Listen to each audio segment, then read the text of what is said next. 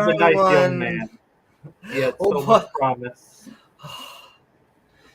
May he rest in, well, we only believe in natural and physical causes. But no, that was a very fascinating debate.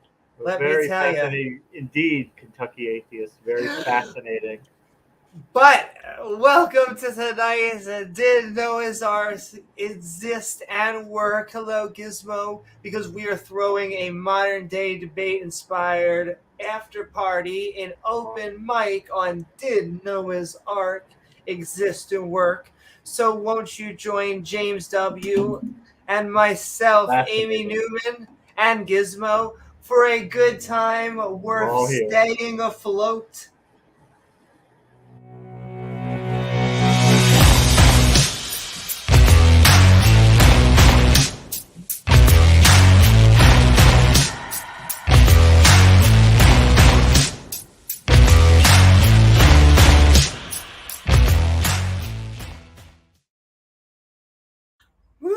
What is There's not much left everyone? of him, Doctor. I mean, there's yeah. You know, I just think that every debate, every argument, ultimately with theists, just comes down to the book said a thing. Now, if you disagree with us, I will say in a second, we are actually going to be going down to the open mic. I like to think I'm a fairly partial or impartial, I should say, moderator, because when I'm doing a debate... You do a poker face up there. Thank you. Because what I'm really just trying to level is how often they go over each other. And as long as it's not too much of a sizzle, you just let it go. You didn't have to like hide your face or go off camera a lot, you know, which took a lot of skill in this debate, because this is like when those when the special ops go on covert missions where their remains won't be returned if they get captured. So they leave like their fingernails or hair clippings behind, so the family has something to bury.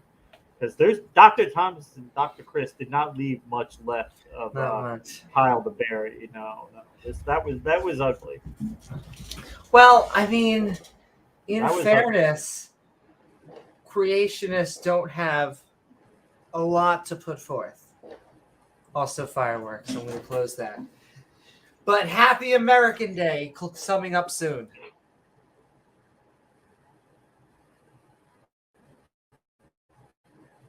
We actually went and bought fireworks today, unless you are my mother who's watching this, in which case I did not actually go and buy fireworks today. I mean, Amy, how do we know how big the ark was? Maybe it was 5 miles long. Maybe 20. Maybe it was 20 fucking miles long. And this is the thing. That is what is up something. We'll say hello to everyone. Maybe it was made out of steel. There is Did it say there was no steel? Did God say there's no stealing? Those are trick questions by biologists or people that understand any form of science. That a boat that big for the millions upon millions is. Maybe I don't know if it exists now. I feel like Sunflower probably would have done a better job, like at least like a more coherent, like, because if you're just going to invoke magic every other time you run into something difficult, maybe it was magic, maybe magic, maybe magic. I mean, at this point, what's the point of debating? Because you could just invoke magic at every turn. I mean, okay, all right. Well, and that's what it always gets down to. It starts with saying that we're different than all the other religions, and then it ends with saying you just got to have faith, James. It's a miracle. Isn't that what the omnipotent, omnipresent God is supposed to do? We're omniburger. According to Mormon theology, Amy, God takes entire cities up into heaven. So yeah, and he brings them back down. I just think it's funny because in every video game, when you come out with another, you gotta like up the ante, just like any movie or book, I guess. You gotta. Now we're just teleporting people up there via towns. Maybe God made all the wasps after the flood. You don't know. He just creates things randomly whenever he feels like it. Also, it's never brought up, but like we talk about here on this channel often, but like the animals stop being vegetarians on this boat ride. And so it's not original sin. To me, logistically, that just makes more sense. Like, it's all just making up in Lord of the Rings, whatever, Harry Potter, whatever we want. But, like, it just makes more sense, like, I guess it's literally just the fall of man. The fall of humans or other animals is the arc story. All the other animals have been chill. Like, only the humans have had to... I mean, it's like, if you're going to invoke this much magic, right, like he's doing... Why not? Why didn't God just magically make it so Noah and his family could breathe underwater, and just magically make it so? Why the trouble with this ark and all the problems and all the magical interventions? Just make it so Noah and his family can live underwater. Magically make it so that two of each of the animals can live underwater, and everything will be fine. Why this dog and pony show with the ark? I would also look into like the fish's contract, because that's got to be fucking amazing. If you get out of it's just raining and raining and raining, all this death is going on, and if you're a fish right now, you're like, hey, there's a lot of apparently food dropping into our waters, but as far as our territory, that falls into the water, it's really a win-win for them if you think about it, Noah's story wise. Yeah. I have to say, in a way, I have to take my hat off to Dr. Chris for exercising a lot of restraint. You could tell there were times where his head was just spinning, but he felt like he didn't want to. He really wanted to have like a discussion instead of just pounding him into the baseboard. But so you could tell at times he had pounding. I'm okay with. But yes, I don't know if you've ever had a pounding this bad, though, this hard. Are you prepared for that? Well, when you believe in just magical things, we had a Mormon on recently, and a lot of these gentlemen, few of the ladies, they're very nice. It's just the things they are prepared to believe. It's like regular Christianity, but on like steroids, because they believe in all this Joseph Smith nonsense, and which most Christians find pretty silly. Yeah.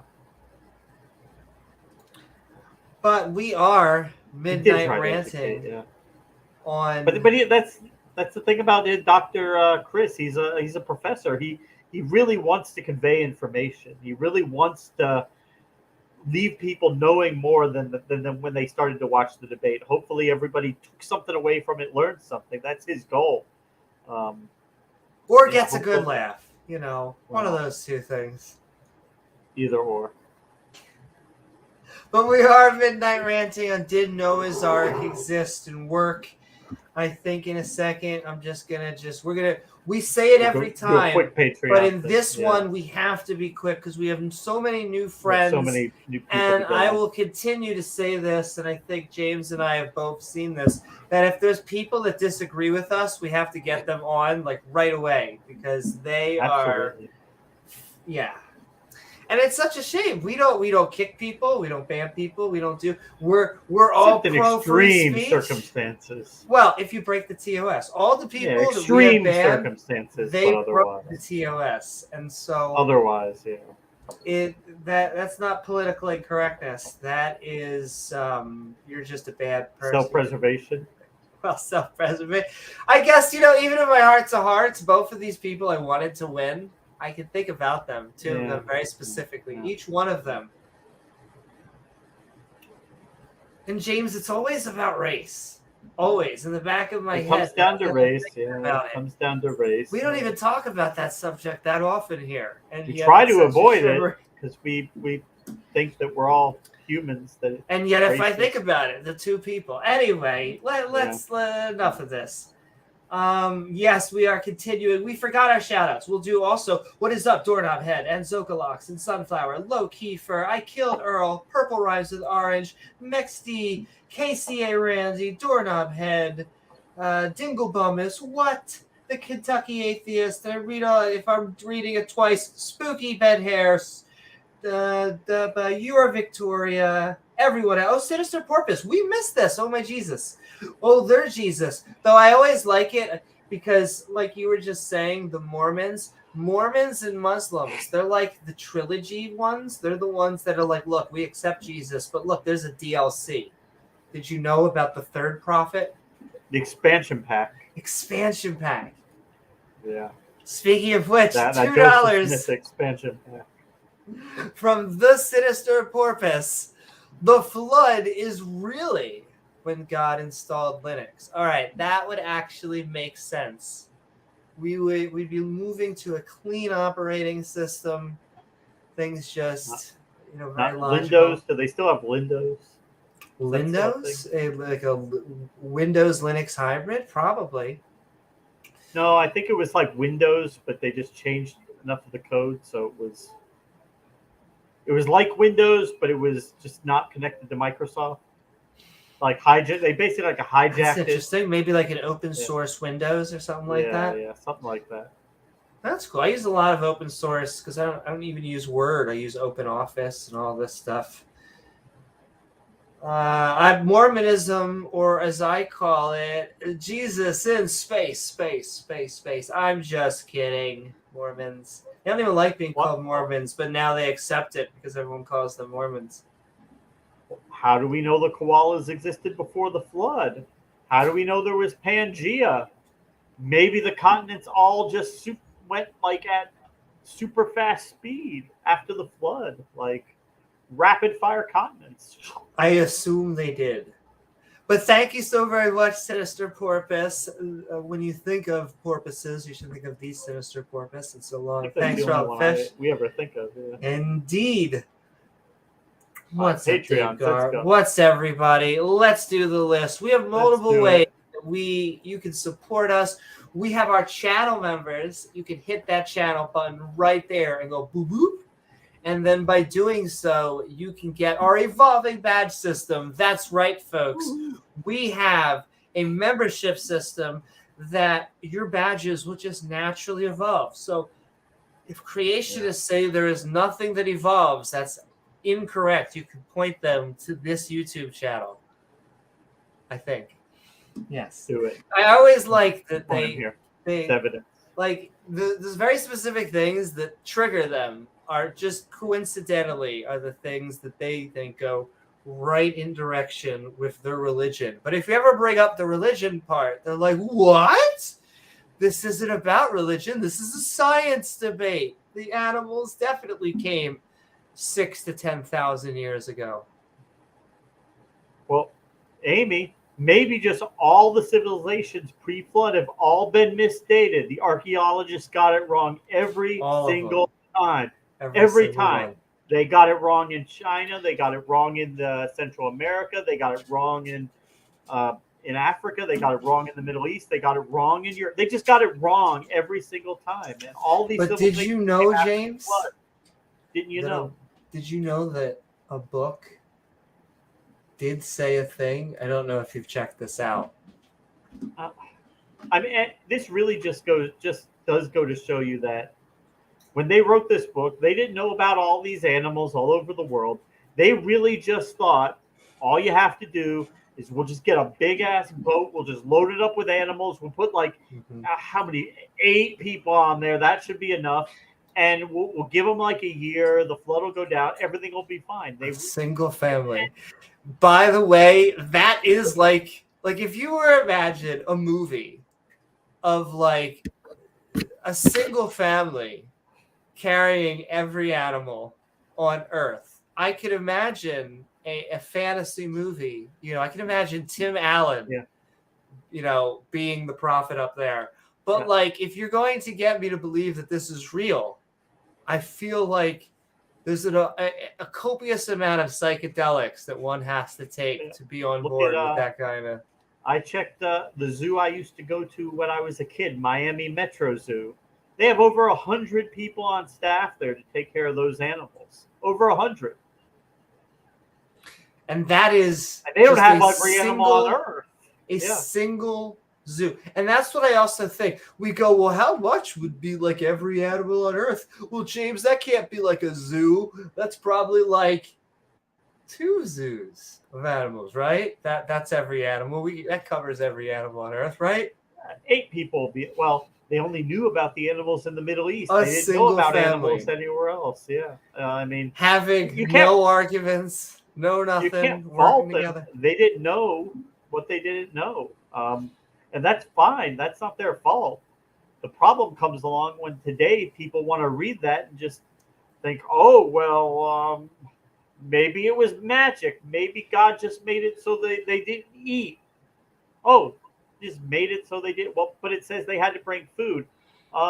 Well, maybe they had to eat food, but they didn't produce waste. Maybe God magically made it so the animals didn't produce waste, so it wasn't a problem. Okay, but then why make them eat if they're not going to just make it so they don't have to eat for a year? Carnivorous, non-pooping animals. Well, yeah, if you're going to make them not poop, why not make them just not eat? Just do away with their need for metabolism. If you're going to invoke magic. Oh, so once again, isn't that now a punishment? Like you survived the water nightmare. And now you now have to go to the bathroom. You now have to hunt for food and go to the bathroom. Those are your 2 punishments for surviving the genocidal maniac. Imagine the elephants, like as soon as they get off, oh shit, I have to pee again. I haven't peed in how long has this been since I had to pee? I forgot I had parts down there to So you're saying that Noah was more like Mad Max, and now we're just living in a Mad Max world where we all have to hunt. Like Mad Max, but 20 feet tall. Oh my goodness! It like makes a 20-foot so tall much version sense. Of Mad Max. Yeah. James. Patreons. Let's do the Patreons. As long as we get into some. Also, oh my goodness! Oh, maybe you can put a baby girl once allowed, but she has to also be let to be on stream. It's a buttercup. Oh no! I have to let you. There. So like a cat door on that thing. Probably. But I do want her to say hi because she is so cute. She wants to say hi. Okay, you can go have fun. Where's Moonlight? It's been like 2 minutes since I pounced on him.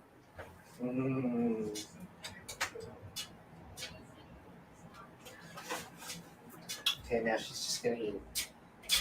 Okay, go eat. But yes, it's so funny. She does pounce Moonlight. But Moonlight sometimes asks for it back. And so they're having it. Just imagine that, Amy. That would be really nice, not having to change the litter box out for a year, and then all of a sudden you got to start scooping the litter box again. What the fuck?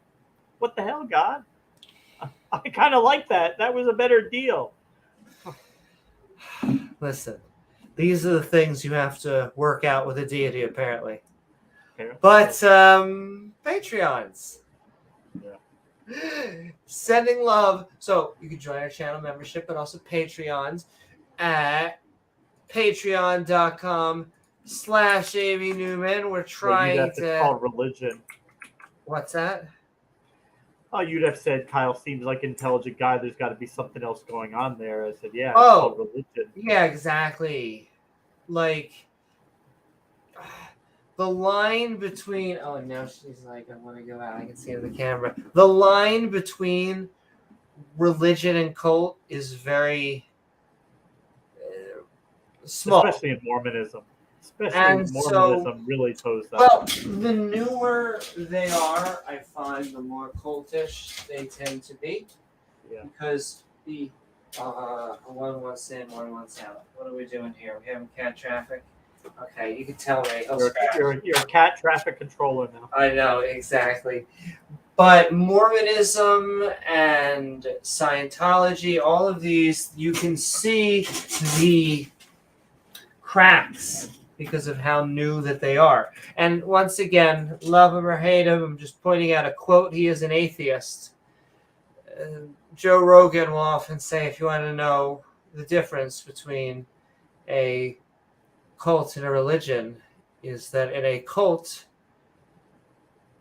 the leader knows that he's full of shite, and that in a religion, that guy's dead. So that subtle difference. Especially with Mormonism, because they make so many like demonstrably false claims, like about the history of North America, all the crap he said happened over here that there's no evidence of. I mean, that's almost orders of magnitude worse than just regular mainline Christianity, because most of their stuff is not really falsifiable, whereas they know well enough to leave all that stuff back there where you can't falsify most of it. Joseph Smith, he didn't get the memo on that. He just had lots of claims that you can falsify. And guess what? They've mostly been falsified. Porpoise says, I'll start selling my Mormonism. Been there, done that. Didn't get the funny underwear, boxer briefs. Damn it. Well, you know what? Go back just long enough to get the underwear. They're 100% guaranteed to not be magical. People would pay for that, Porpoise. You could sell that magical underwear. That's probably a whole industry out there. You could get a picture of David wearing it, and then sell that. It makes me realize that there really is probably a whole industry out there of magical Mormon underwear. Oh my God. My brain can't unsee it. Anyway, Patreons. Just imagine Cody Brown from Sister Wives wearing it, modeling it, then selling it online. Make money.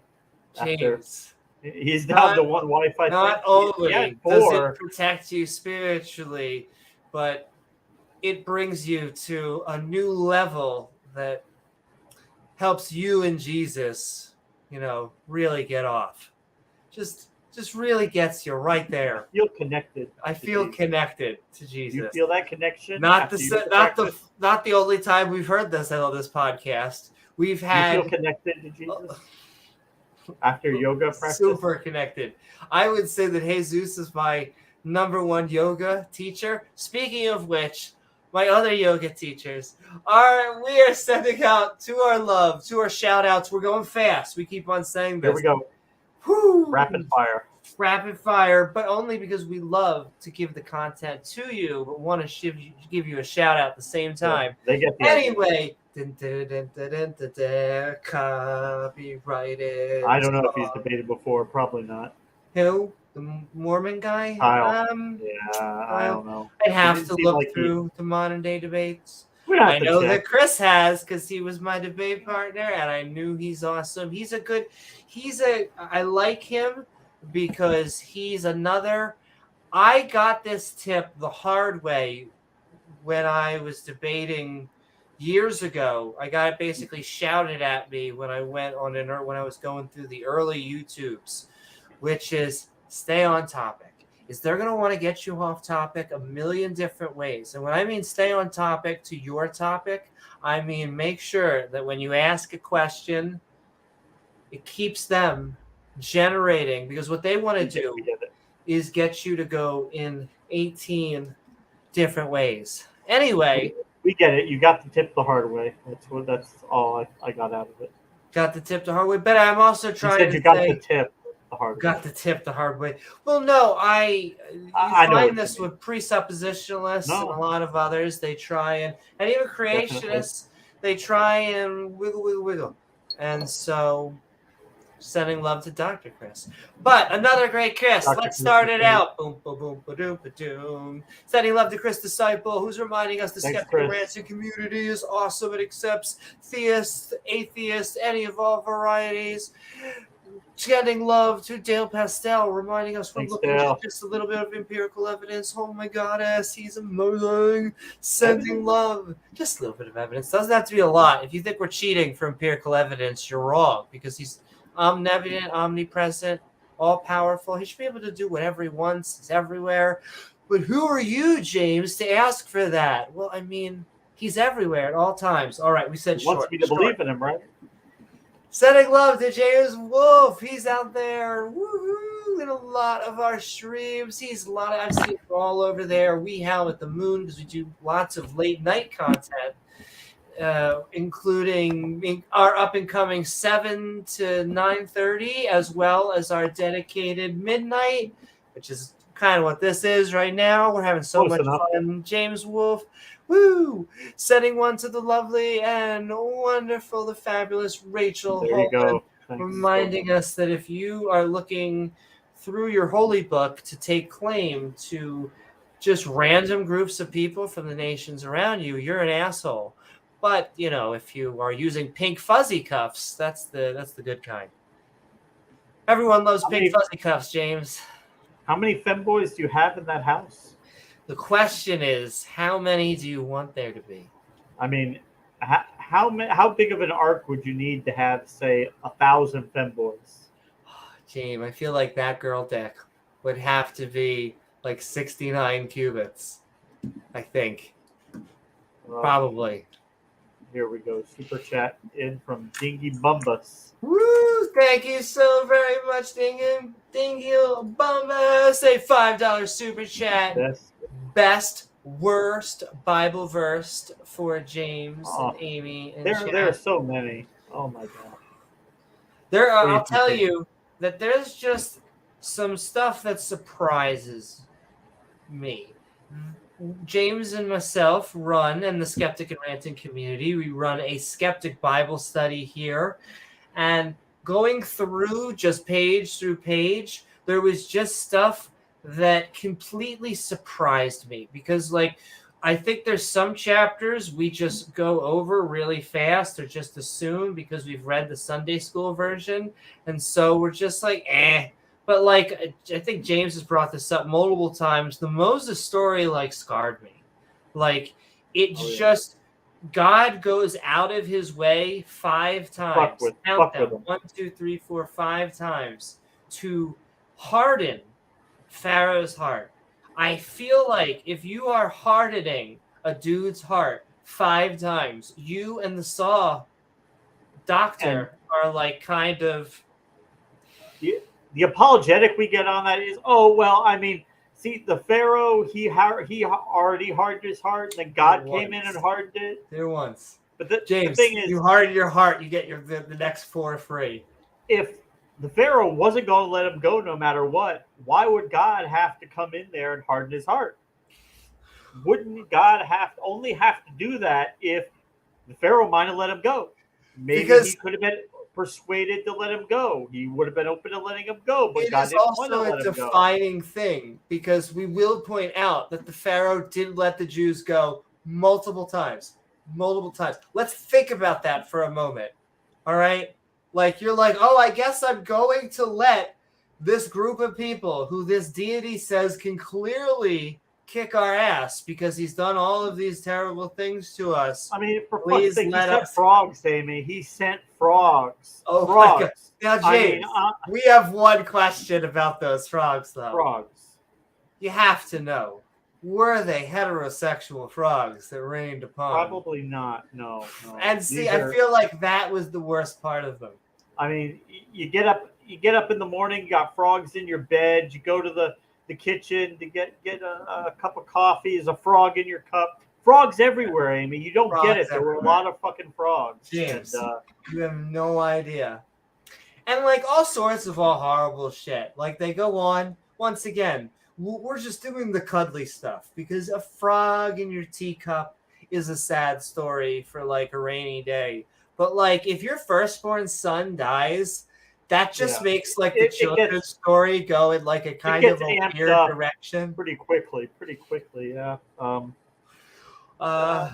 many stupid verses, like, I remember when you got to it, it kind of like made you shake your head when the guy was having sex with the woman and he pulled out and it says God killed he him. got boom, It says dead. God did not like that. God killed him because he pulled out. Or when there was a guy picking up sticks on the Sabbath, and so God commanded him to be put to death, and so they did. But we get apologetics for it. They can't get away with just saying, well, I mean, that wasn't God. That was just the people interpreting his. No, it says they went to God. They asked God personally, and God is the one who handed down the death sentence for that guy. He said, no, he shall surely be put to death. Back when he was are you fucking? Are you joking? Are you joking with me? But James, he was really hands-on in like the first chapter. Apparently, in the sequel, he doesn't have a hands-on approach anymore, and he keeps on getting less hands-on. It'll be at this rate. It'll be like 5 years before we get to Ezekiel. But there's a cooking chapter in there. Remember cooking with Yahweh? We used to do those when he would about how to make the sacrifice. But where he tells Ezekiel, his prophet, to cook his food only using human excrement. That is to take his excrement, make a fire out of it, and cook your food over that. But there's all sorts of wisdom in the Bible. It's a cup that overfloweth. Sorry for who's that? A rebel if he's still cooking that steak. Oh my goodness, still sizzling in James! A shout out, however, to Rachel who cooked lovely steaks the other day, and they were amazing. Did she? Oh, did she ever? She can cook a mean steak. She can cook a mean steak. I have to get her to do it now shirtless, like Rebel was, but that shouldn't be too hard. Yeah, you should be able to figure out how to do that. Patreons, right? We were sending love to Rachel, right? Thank Rachel, you, Holen, and all the mistresses out there that once again like to own femboys. Sending love to Senator Cato, who separates senator of church and state. Please vote. Just please vote. I don't care what side you're on, because chances are the sides. I just want people who are active in our system, because the people who don't want you to vote, they want all the religious fundies to get into power. So please vote. Anyway, sending love to. It's really the only. Don't complain. Also, and I know that. Look, if you're apathetic, because I used to not vote either. Okay, it took a very specific shadow flavored person to make me vote, but it shouldn't have taken that long. I should have voted much earlier. I should have voted. Now, Sinister, they put people in jail for that. Be careful with that. If you think anyway, sending so much love to Sinister. Voter suppression from I didn't know what she was saying. I can't see. But what I'm saying is sending love to all of you out there. Dr. Chris. Dr. Chris. Is Dr. Chris in there? Dr. Chris is out there. Well, I will say, we'll send him the link. I probably should have sent it on Skype, but I'll just send it into here. This is the guy they really want to hear from. It's true. And so I'm just going to send this out here. You can join. You can enter a queue. Butcher. But we are, but the Dr. Destroyer. Chris, if you'd like to join us, and we are also going to keep on sending those shout-outs. Rachel, Senator Cato, davegar, sending love to davegar, who reminds us that the earth is round and thick. That's right. He was a trifecta, wasn't he? He thinks that Noah exists and the flood, global flood. He was a Mormon, and he thinks that the earth is. That must suck, because that means going into multiple communities and just the absolute shredding. This is what I mean about being a skeptic, non-believer, James. Like, we're all cats, and we're all just We don't know. We don't know. We don't know. You don't know. You don't know. You don't know. They have to go in and just catfight all day long. Like, you can't You just do that for fun. Because when you go into a Mormon, like, the Mormons are going to look at a flat earther, I assume, and go, come on. I think this guy was a flat earther. He was against. Oh, I know. He was a flat earther. This is what I mean. I'm trying to, like, I feel bad for him. A flat earther. Because if you are in a flat earth crowd, most of the flat earthers are not going to be on board for Mormonism. And if you're in a Mormon cloud, most of them are not going to be for flat earth. And so let me tell you, his home, it's like this very small, narrow group of flat earth Mormons. Yeah. James, but growing. They're growing. They're growing. Yeah. Any day now. The butcher backstage. And so we'll let him power through these. Should we power through? Let him on. How many do we have left? We're almost. So he stepped up. So let's just go through them. All right. Well, we have davegar. Thank you so much. Thank you, davegar. Indeed. Once again, last thing about that, we say this often, but I have to keep it.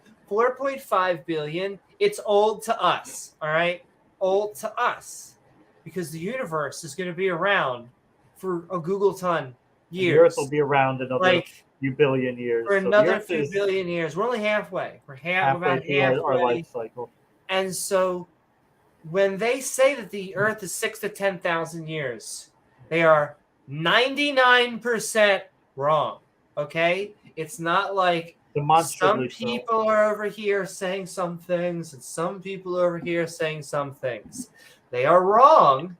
It's not about the age 9/11. Some people did some things. 7-Eleven was a part-time. Yeah. No, they did. The people. What also kills me. That's one of the only times you have the people who did it, who say they did it, and the people who are hated and the victims of it say that they did it, and both groups say that they did it, and then there's this one group over here that's just like, well, the government, which I get it. The government gets a lot of shit wrong, but just nonetheless, you can't just use everything is not a conspiracy. Everything is not. Well, the other thing, and to say we're ranting, but what I hate about conspiracies is they are too thick. Most conspiracy theories, you must take on board that they are some of the smartest, most brilliant, most able to communicate and break through minds that we have ever encountered, that are able to sophisticatedly keep a sophisticated network behind our backs, while simultaneously, James, like George W. Bush, brilliant man, brilliant, while simultaneously they're idiots and they can't hold everything. They get like graphics marks from like 30 years ago wrong, and like they try and make it. They're trying to make visual effects go down at certain times, and they're brilliant idiots, James. Brilliant idiots. But my God, do they control the world in the New World Order. Anyway, davegar, thank you so very much. Emily, thank you for helping us celebrate. It's just been the end of Pride Month, but was it a month of triggering? It's going to be a few years of triggering. Oh, they'll be triggered all year. Yes. Well, we were asking, where is the next fight going to be? Because, we finally have gay marriage and trans in the military. So what is the next fight going to be? I have your answer, everyone. Are you ready for it? Made up bullshit. I don't know. Check your local news. Whatever some guy found, and they did once in California because they actually pay their teachers money. Well, they now assume that is Common Core. I need a word that's like, Lord help me, because there is no Lord. Please help me. Public, you the people out there, please help me. Please allow these children to get taught just decently before these fundies try to teach them nonsense. Let's just help Anyway, them with all the hormones they need before. the hormones. Yeah, get their surgeries done. They're also open to every vaccine except the ones that come out like in whatever year post Facebook. Like they get every single vaccine. They'll even get every vaccine and give all of those vaccines to their children. They're like, of course I want to give them the polio vaccine. But this is a different vaccine. Completely different. This one's by the man. The other people, not Big made by pharma, the man. Amy. They Big actually pharma. Come on. don't even make money off the old medicine anymore. I'm pretty sure they just give it away for charity. Anyway, 3... We should have probably just brought Chris in because now we're just ranting. The captains, lieutenants. Captains, Ian Davenport. There's 3. The last 3. Ian. Then we're going to bring in the specialist and we'll bring in everyone else after he has done his say. Ian Davenport, you're amazing. Thanks, Ian. Reminding us the creationist arguments suck. Collab, contingency. The watchmaker. Ontological, teleological. Goodness. They're all Pascal's bad. wager. All They nonsense. all nonsense. Also reminding you that we have a skeptic Bible study. Let me get my Regos. Regos. Reminding us that we indeed, if someone asks you, He has to leave the room to get the snake. if someone asks you, Someone else is using it. oh my. Well, first of all, it was actually down my pants, but I wanted to actually go, adjust, but not on camera. Exactly. But if someone asks you what is a woman, and you should be able to answer in both a biological and a sociological sense. But I can tell you, James, that you know where a woman doesn't come from? McDonald's? A McRib. That's actually 100% right. Yes. Dr. Chris can tell you all about that. Yeah. He can tell you that the whole rib hypothesis, it's not supported by a lot of data, Amy. Not really. Not well supported, that hypothesis. But last but not least, thank you so very much, Regis. Last but not least, we have Matty reminding us we have theories. If you say the words, it's just a theory. Excuse me. Sometimes I need to breathe air. It happens. Though it's a burning force. The creationists always think they're like, we're just made for, life had to be on air. And then, every other object that's being oxidized is like, ah! I'm paraphrasing. But yes, we have theories. If you use the words, it's just a theory. You need to just take a science course because a theory is a framework of facts. Those, once again, are all of our Patreons and channel members. Support team shout-outs. Thank you to all of you. We love you. And, James, it only took us. That's record time for us. That's record time for us. Okay. Quick. With that, we are going to bring on our headliner. My man. We have Dr. Chris. He just came here from Modern Day Debate. We are talking, in fact, we're midnight ranting on did Noah's Ark exist and work? It's got to be that. That would be funny. Be completely funny. Just if it was Noah's Ark and it existed, but it didn't work. Like there is a Noah's Ark out there, and just like it completely went down. Anyway, you could take a submarine. You could take a submarine down to it, but no, don't do that. Woo. Anyway, this nonsense. We have been midnight ranting on did Noah's Ark exist and work? What is that, Dr. Chris? And what are your thoughts about the topic, the debate, or anything we've been talking about? Oh man, thank you for having me. That was fun. The topic. Okay, so I was asked by James, like, would you want to talk about whether Noah's Ark is feasible? And I was like, kind of dumb question. I really did. The first thing I did think about was like the Death Star. Does this sound silly, Chris? I think I'm hearing something like go over it. Do you hear that too, James? A feedback, like you have a little feedback on your It's mic. weird, and because it almost is like a wave. Like you're very clear, but every so often it goes like shh, shh. Maybe it's a car or something. I don't. No, I mean, like, what else? It wouldn't be a car. I don't know what that would be. My I'm not sure. Yeah, it has a pattern. They're saying. Let me go get some headphones and see if that will help. Okay. Yeah. I'm so sorry, Okay. but Hold on. I'll mute. please don't forget to like, follow, and subscribe. And after we're going to in a second let Usually Dr. it's my Chris, audio that. and Well, I'm always mute myself, or I always accidentally mute myself, and that's normally my problem. We never asked. Since apparently maybe Noah's Ark was made out of steel, so maybe they weren't really going down to the Titanic, Amy. Maybe that was Noah's Ark. They were going down to this.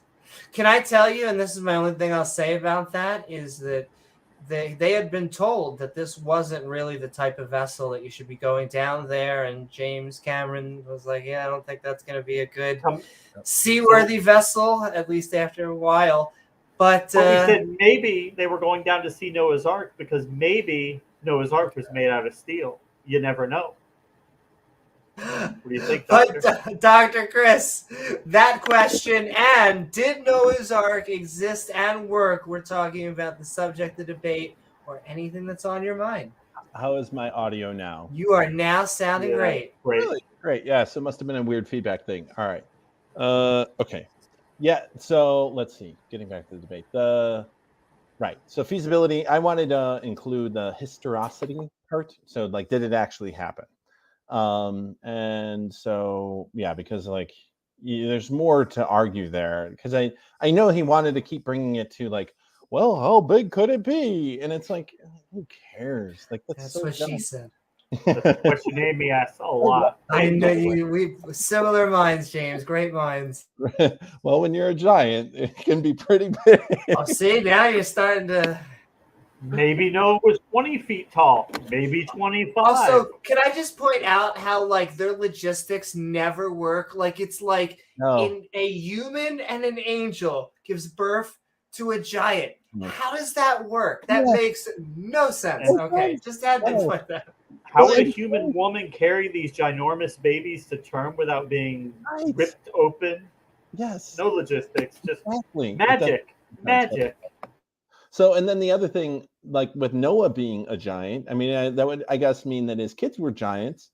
So why don't we have giants today? Because we're all descended from them. So it doesn't make any sense. Oh, our genetics have degraded, Dr. Chris. You see, our genetics were perfect back then, and this genetic entropy has crept in, and we're that's why we have all these conditions today, these autoimmune disorders. Yep. Clearly, it's genetic entropy. We are a decaying, dying species. So, just as God intended. Yep. Because of sin. It's because of sin. Because man sinned. Yep. That bitch, she took the wrong fruit from the wrong tree and fuck. That's why you don't listen to talking snakes. That's one rule I have in my life. I never listen to any talking snakes I ever run into. I completely agree. And can I get your comment on this weird? To me, it would just, and once again, this is like Harry Potter, Lord of the Rings. It doesn't really matter. But like, it's just weird to me. Exactly. Like, why animals would suddenly be carnivorous or start going to the bathroom. Like after a large amount of water. Like, what is the logic? There's nothing there. There's no logic. Like original sin doesn't make sense, but I feel like emotionally it's a better sell. But a lot of water? What the does that have Why to does do that with anything? change the physiology of these animals, right? It doesn't make any sense at all. I totally get that. And there's no explanation for it. The only reason why they introduce it is because they know the argument falls apart if you think about it too much. And so then, you got to talk about, well, what did Noah feed the animals, like the ones that are carnivorous? Well, he said, oh, well, that's why they must have had the clean animals on there so you could feed them. But like, what are you going to do with like You got 7 pairs of Well- chickens. You can only use so many of them Well- before, like, you know. That's why there's different verses that say different number of animals, because some scribe came along later because one verse where it says just 2 pairs of each, and then he realized, well, wait. So as soon as we got off the boat, the first thing naturally you'll want to do is start sacrificing animals to your deity. But then, oh wait, if there's only 2 get off and we start killing them, well, then how are we going to have those today? They'll be extinct. Oh shit. Well, you know what? They brought 7 pairs of those animals. Right. There you go. Yes. Problem solved. They brought 2 of the other kind, but 7 of the clean kind. Solved that problem. And you could imagine what the logic was for these ancient peoples that were writing this, so long ago, that the animals that they knew that were like all the animals in the world. They didn't know about marsupials in Australia or the Arctic animals or any animals in the Americas. They didn't know about the vast complexity of like life. They just knew like they were like, oh, okay, there's some birds and we got oxen here and some pigs and chickens and what else do we need? So yeah, of course we can put them all on a boat. They really just thought all you need to do is you get a big ass boat. We'll just load it down with animals. How many people? 8. That'll be enough. 8. Yeah, that's enough. All right. Sure. Put 8 people on there. They'll float around for a year and it'll be fine. Sure. No problem. Mm-hmm. Yes. We can't fault them for thinking that based on what they knew of the world. Yeah. Right. When you try to assert that as fact today and you try to make that work, the logistics of that, no, it completely falters. And I mean, fortunately, Kyle really illustrated that. Oh, look, there's Noah's Ark right there. See? Now I'm and it probably has a giraffe. I was going to say, and, you gotta have them ready. Right? Because this is fun, Dr. Chris. This is for kids. That's Sunday school. They color. Oh, look, it's so happy. Yes. I mean, it's a genocide. It is a story about a genocide. Millions of people being killed. But if you think about it, James, it's like the happiest millions of animals being killed too. Yes. But at all least the he animals saved killed. Some of them. Right. No. Yeah. When you think about it, because like the way the Bible talks about it, every living substance wiped from the face of the earth. I did like his little save that like, that doesn't include the one in the ocean. So I was like, okay, well. Which I thought was weird. I was bringing that up to James. I feel like that's actually like being biased. Like the fish actually had it great. They're like, we're getting all this food. It's just coming right to us. The water's going higher. Like they're like, what did we do, God? That has made you give it all this. Exactly. It's just a weird. Yeah. Like look at all these chipmunks that I get to eat. Wow, delicious. Right to me. Well, Dr. Chris, maybe God just made all the insects after the flood. Did you ever consider that? Oh my God! Did you ever think maybe he just there were no insects before and he just poofed them all after the flood? Yes. You don't know. It doesn't say he did. Right? Too. It also assumes. I just want to point out, no one knew how to make a boat.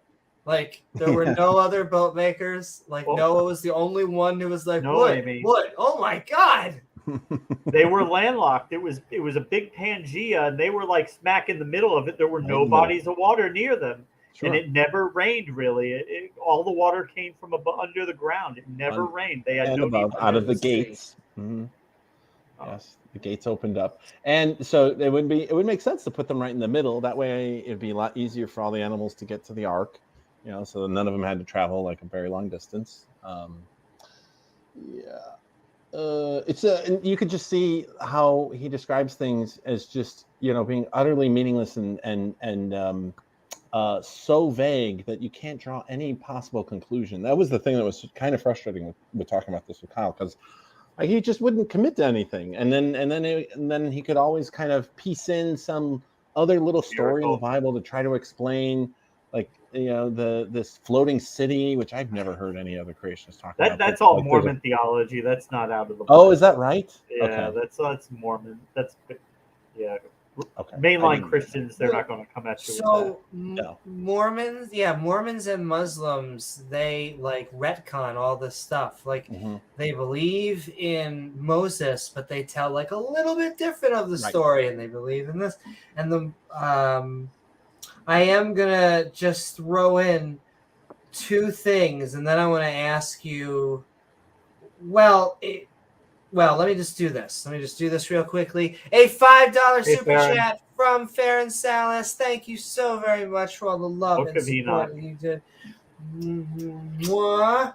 And send in like this. But we also have a fantastic $2 super chat.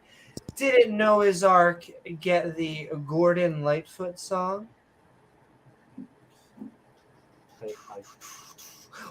Thank you so very much, Sinister Porpoise, for all of that. I assume so.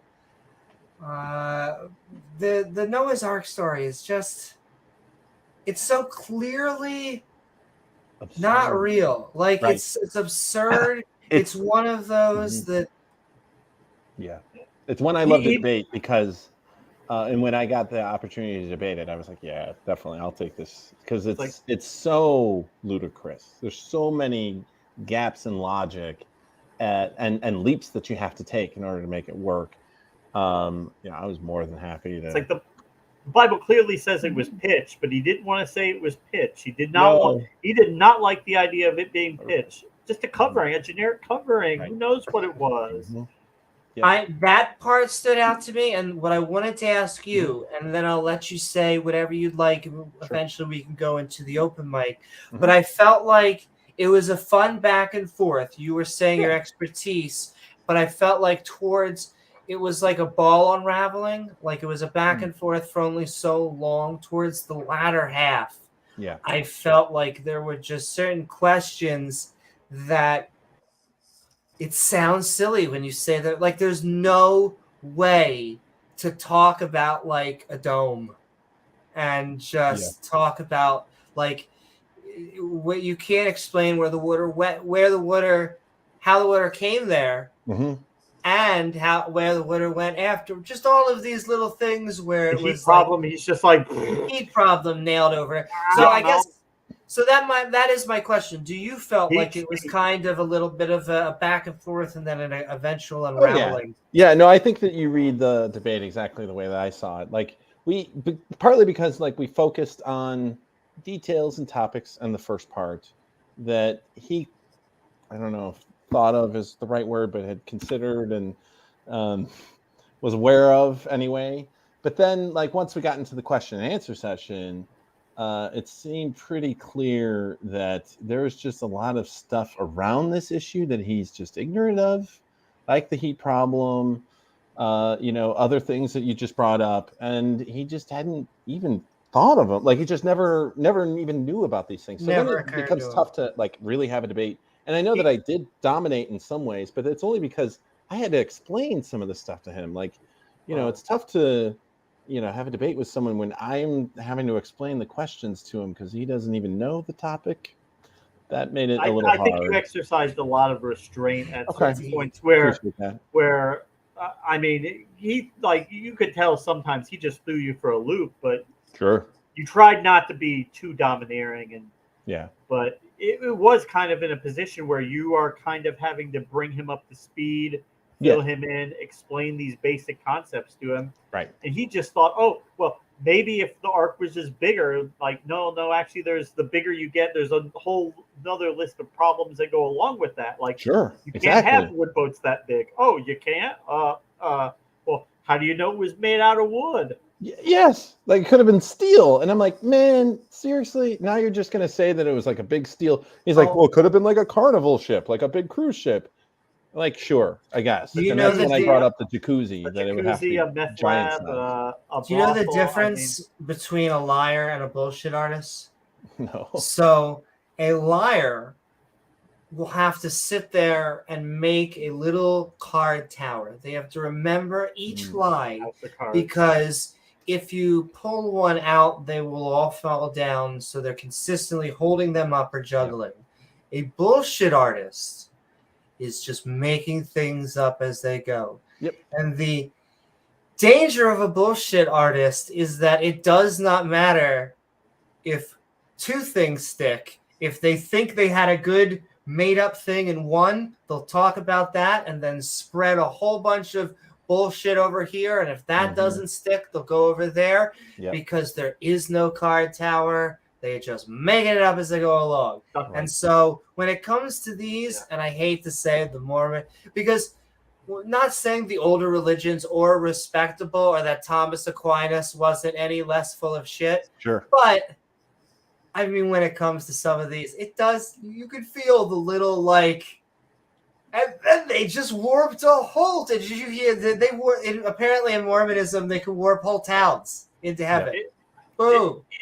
It's like, Dr. Chris, is there a way that we could get bleach into the lungs? Is there a way that we could just inject bleach in there and it just flush all this? Yes, I you mean, can just clean it out with bleach. Exactly. This That's is my just one total warning. bullshit. I have to interrupt you because you say that. This is my one, and then I'm going to give you, We'll Dr. tell Chris. people not to drink bleach. And then I'm going to give my warning to American society, and then we're going to let Dr. Chris actually say his own opening before we get more voices in here. I'll let him have like an outro to the open mics. But okay, this is my thing. Boy, her browser probably just crashed, so she'll be right back, I'm sure. But it happens. Here she comes. Course. Great timing. I couldn't have done that to myself. I bettered myself. Let me try that one more time. Try one more time before I hit my keyboard. Okay. American public. Okay, listen to me. Heart to heart. I know this may be exactly a heart to heart. This may be your first time.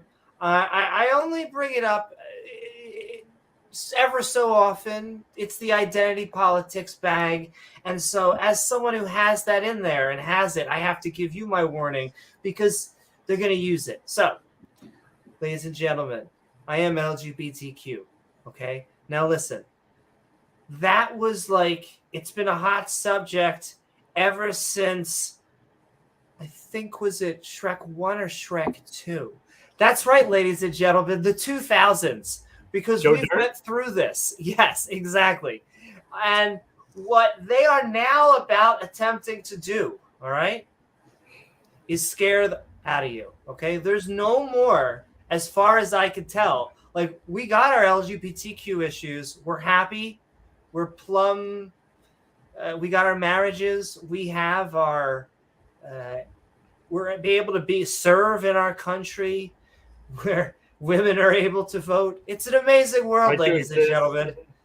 And so they're going to try and leverage this identity politics right here that's looking at you in this election cycle, okay? And it's been highly effective.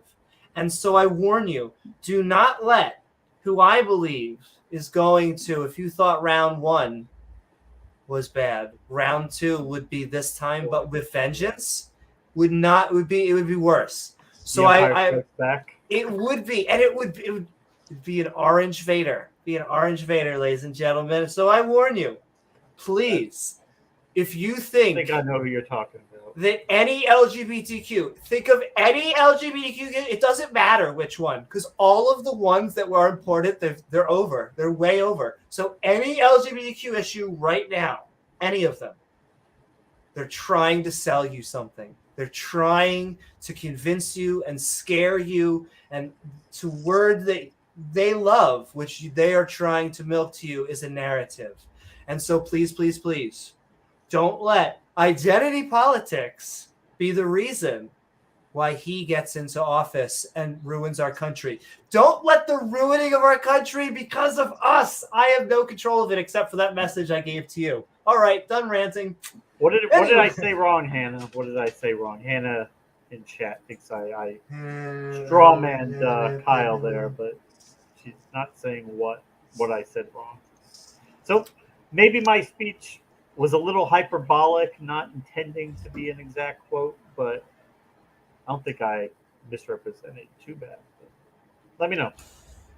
All right. So, and then you wanted me to kind of. And now, Dr. Chris, we are going to clear the air and get us back on topic. We're about to go into our open mic, but you are our headliner, our special guest. Yes. And so we want you to be able to really, I say this last time I had you as my partner, you are the actual subject matter expert. And so we want the information. We are Midnight Ranting on Did Noah's Ark exist and work your final thoughts. So, okay, Amy, look, I appreciate that. And, I'm not actually an expert. Like as I said in the debate, I'm not a nautical engineer or anything, but it doesn't take one to debunk all this stuff. And I think the debate kind of stands for itself. Honestly, I want to just kind of follow up on what you just said, because that's actually more important. Because this topic tonight, I mean, okay, we're here to talk about it, and we're going to talk about it. But what you talked about is so much more important, because you're absolutely right. There are othering LGBTQ people in this country. They're trying to make them the boogeymen. And so that everyone is talking about that. And they don't want to talk about the real issues, because, of course, like that's where they're going to lose. And so they want to create these boogeymen to talk about it. And it's just wrong. And it's scary. But it's scary for the people who are LGBTQ and their allies, because like this is scary. This is a scary time. And so everyone just needs to know that like that's the plan here. They want to demonize groups and make everything about that. Minorities that just want to live their lives and be left alone and like be able to love the people that they love. That's it. They don't want to groom your kids. They don't. It's not what they want. They just want to live their lives. But they want to exist. And that's not asking for much. And only two things on that. One, you can't groom someone to be LGBTQ. Of course not. And two, religious people, whether we can have a debate on whether this should be whatever, they do indoctrinate children. Yes, that's right. Just like those two things. Absolutely. I mean, Dr. Chris, what do you think they're going to do? Come out and say, hey, what are we going to do to get the bank accounts of the wealthiest people in the country more? I mean, what can we do to make Charles Koch richer? I mean, you're going to have to work. People are going to start working until they're 80. And then we're still going to take 20% off the top of their retirement so that people like Charles Koch can have more. But do you know what, James? That one bougie class in San Francisco won't be allowed to have drag queen story hour. Now, I mean, teachers all across the country, they're not going to be able to afford pencils. But like the first thing, definitely not happening. And if you don't like the idea of working till you're 80 and eating cat food for the rest of your life, well, I mean, otherwise, there's going to be trannies. They're coming for your kids. They're going to be doing sex changes on toddlers, pumping your kids full of hormones. No. Mm-hmm. It's ridiculous. It's ridiculous. And it's because they don't want to talk about the tax policy in this country or like the Supreme Court cases that are passing where they're trying to gut the EPA. I mean, those are the things that they don't want to talk about. Climate change. Yeah. Anything. They will not talk about any real issue. And once again, this was the people that said, all you want to do is talk about identity politics. Really? Okay. Well, I didn't create any of these issues. So maybe you guys and girls should wake up and be like, I don't have made up issues to complain about. Then again, it's maybe those doing that contractors, they just need more money. Yes, and now I'm about to send the StreamYard link. We're getting ready for the open mic. We already have Max behind stage, which he is going to go first. Woohoo! Waving high. And we are... Will you debate Bubblegum Gun? That was the question. And Bubblegum Gun was the guy who ran away from a debate challenge a couple weeks ago. I could have sworn he did have a chance on MDD, and he just didn't want to. Maybe he didn't do one or two. I think James actually relented. I may be wrong, but like... Because he wasn't able to find any creationists to come on and defend creationism. James is a Christian, and yet he is telling, he's finding it harder to find creationists, I think. Once again, there's a lot of respectable Christians out there. It's just they don't think they want to defend a 6,000 to 10,000 year old Earth. Nonetheless, we're putting it in there. And I also put the StreamYard link into chat. But also, I saw in there, first of all, I thank you again, just one more time, to Sinister Porpoise, Dinglebumus, Fair and Salis, and Sinister ×2. But also a Big Bad Mama. Chris, will you debate Bubblegum on Gnomes? Well, you might have a chance here shortly. You might have a chance here. Oh my gosh. See, but he doesn't even, and Bubblegum, I guess, will have a chance to defend it, but he never likes defending that issue because he always just tries to say. You're on mute, Dr. Chris. You're on mute, Dr. Chris. Bubblegum's strategy is attack, but he attacks with like in really weird Bubblegum? ways on things that no one except him thinks is a problem. So yeah, it Wolves would and be Be out dogs, there, baby. Dale. Wolves about and knowing, dogs. but, yeah. But thank you so much, Big Bad Mama. Thank you, And Big Red Mama. I love that. we No are stealing socks, Amy. It's a big That's right. problem. That's right. Stealing I mean, underwear. yeah. very specifically of American American Vietnamese GIs in children Vietnam, right? and American GIs, very specifically, because we don't want to be silly. We got to get these things to specifics. But thank you so The much, hard Praise science. I Am. I mean, Big Bad Mama. Praise I Am is one of the last that they got praise and standing, and I'll tell you, they're narrowing down. Oh, I'll say this. This is the last thing. James, Brett must have heard my video saying he's calming down because he just released like 3 anti-LG, like 3. He like double, tripled like down to like, they're coming for the children. I'm like, okay, Brett, whatever. Good luck cross-dressing. Anyway, we're gonna cross-dressing with Ron DeSantis. Ron DeSantis. Oh my god. Woo, who got married in Disney World. Once again, I just love that he 100% did get married and said his vows in Disney World because the universe just keeps on giving, James. It just keeps on giving. Say to that, Salud. There you go. But anyway, we're Midnight Ranting on Did Noah's Ark Exist. We almost have fancy graphics, do we? Here we go. You know it.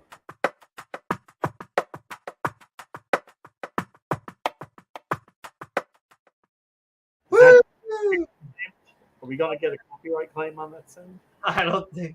Yeah, I know we had with the timer. If anyone noticed, we have a new timer music. That is because of all of the new Google-ish things. However, it was uncopyrighted. It was open source music.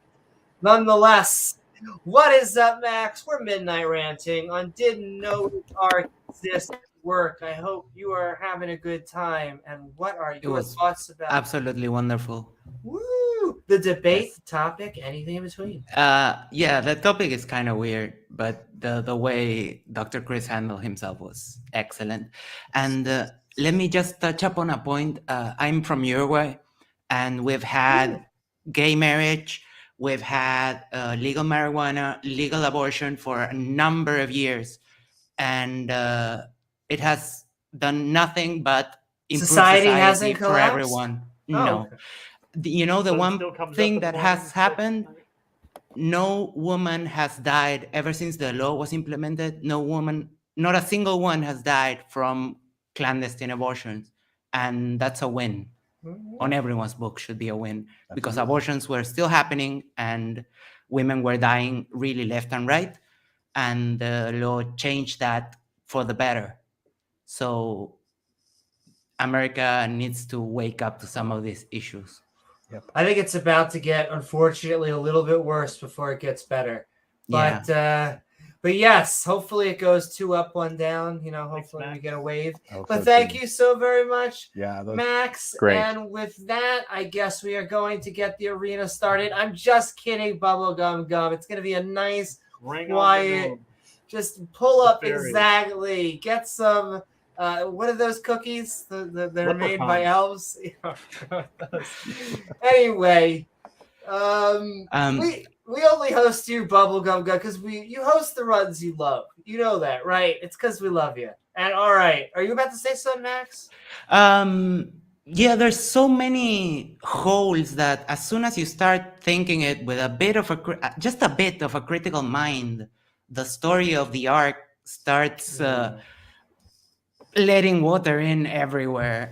I don't think they understand the scale of the amount of space you would need just to put half of the animals that exist on Earth, because it's literally millions and millions and millions. And that amount of mass, it's unthinkable when you really put just a little bit of thought into manpower. One thing I looked into was like the number of animals that are in one of the largest zoos in the world, which is the San Diego Zoo.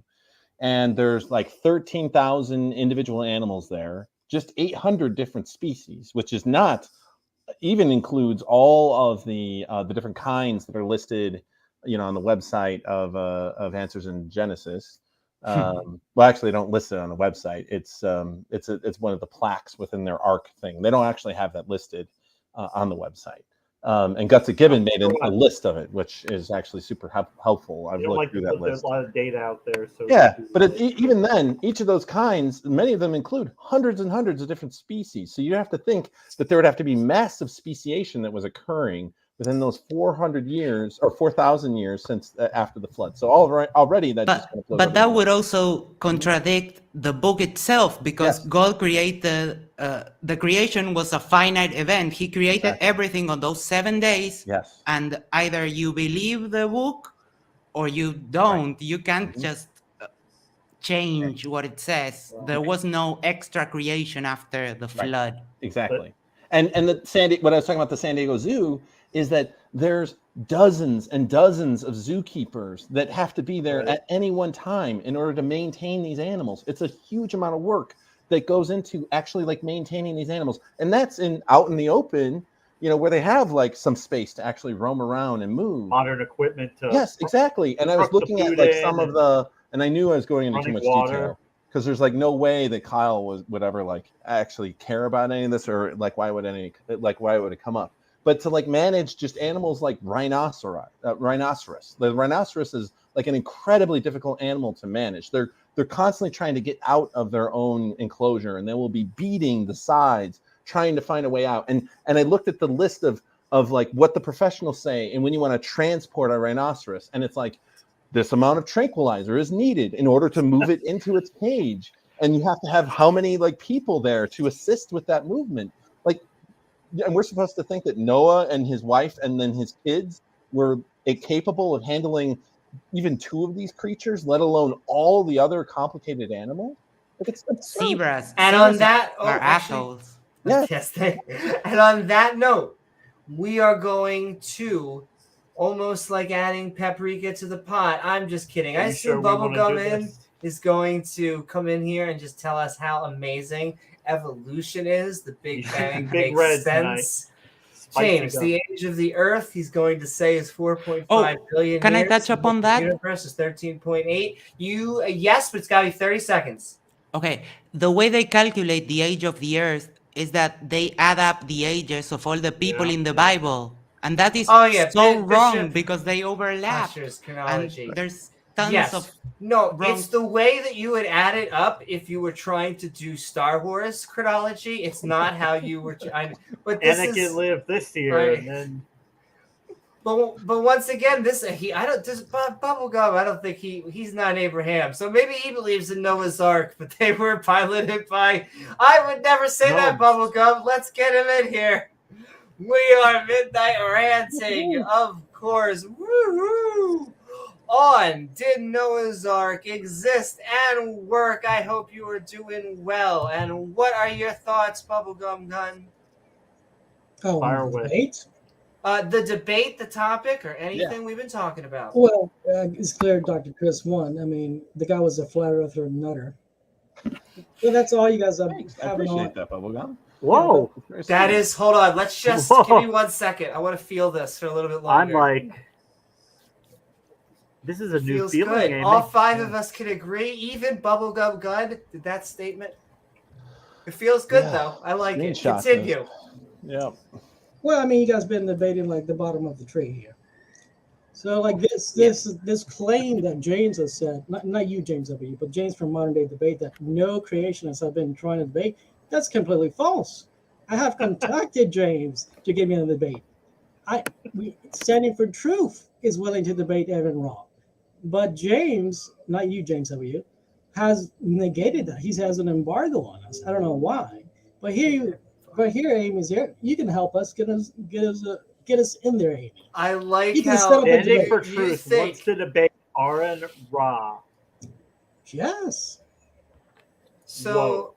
I love being part of the modern day debate community. I'm honored to mod and both ways. Certainly set that but up. I feel like if there are the open channels out there. There's no way. There's no like in I can give you to be like you're not a nobody there. You certainly do have some power and influence, so you can certainly straight up. But weren't you almost in a 2v2? What happened to that 2v2? There was something. Wasn't there something being developed and then?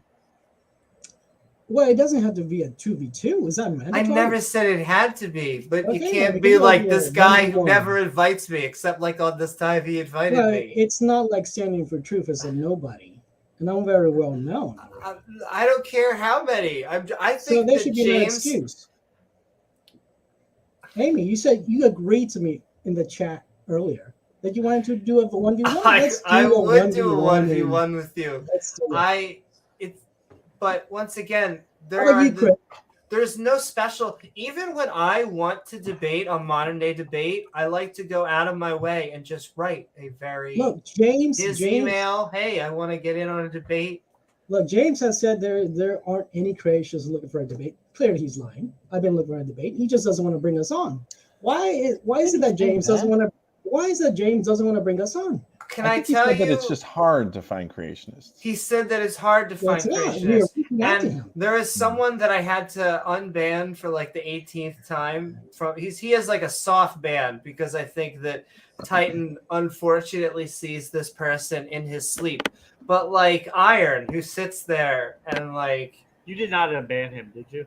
Was I supposed to not unban him? He was begging me in this debate. He was like, come on, you don't want to debate? You don't want to talk? You don't want to do this? I saw that. I didn't know that you actually... Yeah, you should probably remove Titan Uranus from being a mod. Well, here's the problem. But here's the thing. Let me... I'm not speaking on behalf of James. I'm just saying that I know that you and Iron, and because neither of you are actually fundamentalist Christians. That shouldn't be a problem. Yeah, well, yes, but you both have... Let's just say unconventional. Oh, okay. So what you're telling me, that modern day debate only wants weak flat earthers. Okay, I understand. So modern day debate only wants weak flat earthers, so you guys can own weak flat and make creationism look bad. There cannot be no correlation because let's think about these two people. It's you and Iron. One of them is a flat earther, and one of them is not a flat earther. Unless flat Earth cannot be the reason. Naked. I don't know who Iron is. Won't debate. Iron Horse. You've seen him in chat. You've seen him, Aussie. You've seen him. I know Aussie. He just did the debate in a hot tub drinking beer. Are you talking about C? Sorry, I thought you were talking about science. Nazi science? No, I don't know. No, Nazi science. Nazi science, I believe, crossed over depending on which way you look at it, either the dark side or the light side. I think that he's. There's always no. Bubblegum won't come on debate me, bro. If you would like to come on debate me, bro, are you too much of a diva? That's funny. There's no audience on debate me, bro. I'm not interested. He's refused to debate me, bro. Yeah. I'm sorry. But that's just a funny. Wait, how big is your YouTube channel? Should you host them there? At one point, it was bigger than yours, but yeah. Well, then you can air the debate on yours. Maybe you'll start picking up subs. Amy, why won't you guys host me on Monday Debate? Why? Well, it's not about. Is it because I'm not a flat earther? Yes. Become a flat earther. Thank you for admitting flat earthers. I have no you round earth Dr. Chris here. He only hosts. I can't get on MDD, so it's not. Well, thank you, Amy. Thank you for admitting that Modern Day Debate only wants flat earthers, so you atheists can own these creationists. He's a Christian. He's also a flat earther. I don't think James is a flat earther. No. Is standing for truth a flat earther? Am I a flat earther? No. Good. So we are. I thought you were a bubblegum. I thought you were a flat earther. I have to say, I have to say, or not. Yeah. Apparently, a PSA for P-Town. He is not a flat earther. Let me talk about it. I have to put that out there. Yeah. Apparently, Christians think the flat Earth Christians think that globe Earth is apparently a polytheist conspiracy to draw them away from yes. Yeah, I just think that you're contrarian. If I like to, no offense, but like if your views, like what are your views? I just disagree with science. The evolutions, the Big Bangs, I guess you like gravity, but I love you, Bubblegum. You're pushing a little too hard.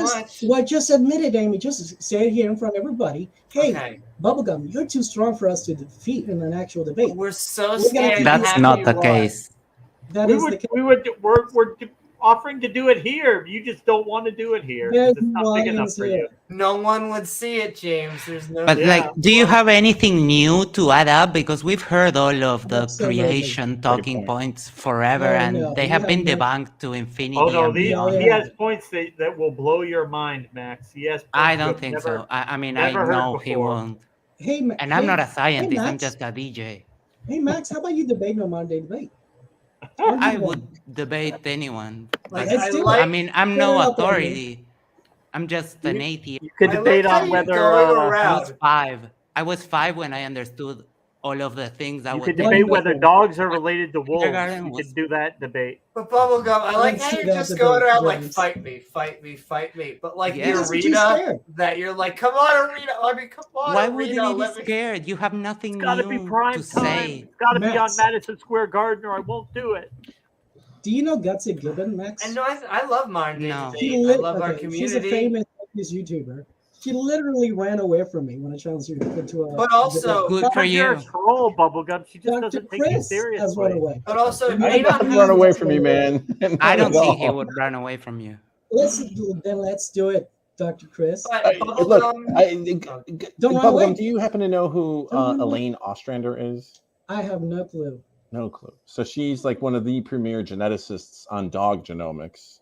Great. And has done an enormous amount of work showing like the relationship of the dog genome to the wolf genome. Have you ever bothered to reach out to her or read any of her papers? Does she have a paper where there's? She's got tons of papers. She's a member of the National Academy of Sciences. She's a very well-respected geneticist. I just want a paper from her where she presents to me a transitional. You know that insulting dog? What do you need a transitional for if we have the genetic evidence? Do you know that insult comic with the little thing where he has a cigar and he's like, "Bob, you don't poop on." That's what he would like to see your sources. That's where that's going. She doesn't, right, Dr. Chris? She doesn't have that. She doesn't have that paper. Bubblegum, what's your explanation for why dog genomes are so similar to wolf genomes, say, relative to, say, like the fox genome? Or say the maned wolf in South America. Chris, you can debate me on Monday debate, and you can find out there. No, I'm wondering what is your explanation for that? Oh, trust me, I haven't. Give us with his agent. What is the explanation? You can find out on Monday debate. Just challenge me. Oh boy. Okay, so you can no longer say that Dr. Chris is running from you. I'm not. You just said it. You just said Dr. Chris was running away from you. No, I said I'm going to give him the answer if he meets me here and there. But Bubblegum, do you ever? I'm happy to talk about canid evolution. It's actually something I know quite a bit about. Great. Yeah, and yes, so. But Bubblegum, honestly, that might be fun. I mean, to talk about dog evolution. Rough. Then let's set up that debate 1v1, Dr. Chris. Maybe. I don't know. I'll think about it. I don't know. It'd be a lot of work, but I could reach out to Dr. Ostrander's office and maybe see if, because I actually know a couple of people who worked in her lab, and yeah, that might be really interesting. Maybe we can bring one of them on and they can explain the genetics to you. Oh yeah, sure. That'd be wonderful. Would you like that? I'm sure that would be an enlightening experience for him. Right. We can walk through the data showing the similarity of the wolf genome to the dog genome. I mean, it's so similar that generally dogs and wolves are often put in the same species, and that like the dog is just considered a subspecies. That's how similar they are. That's crazy. It is crazy. Crazy. But you understand that crazy is not an argument, right? No.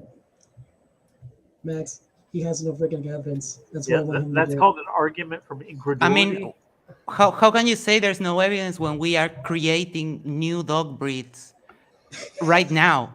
Mixing dog breeds. You're just mixing them. Even Kyle talked about it. He talked about how there are new dog breeds that have emerged over time. Mixing dog breeds isn't not a new dog breed. Majority of creationists do not agree with Bubblegum Gum. Like he goes and like they're creationists that would be like, fucking dog guy. Even Ken Hovind would laugh. But I love you, Bubblegum. I love you. Amy, just pull up your email and then send an email to James But saying like I said, Bubblegum, maybe there's a reason that James is not allowed. Maybe you need to do debates on other channels. Maybe go on Standing for Truth.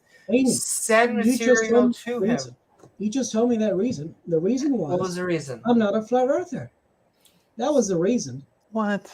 Where did you get that? I think we just said that just to literally just said Bubblegum. That was because you asked me that, and then I said it in a Bubblegum. It kind of like because I wasn't a flat earther. How much sarcasm do I have to say it?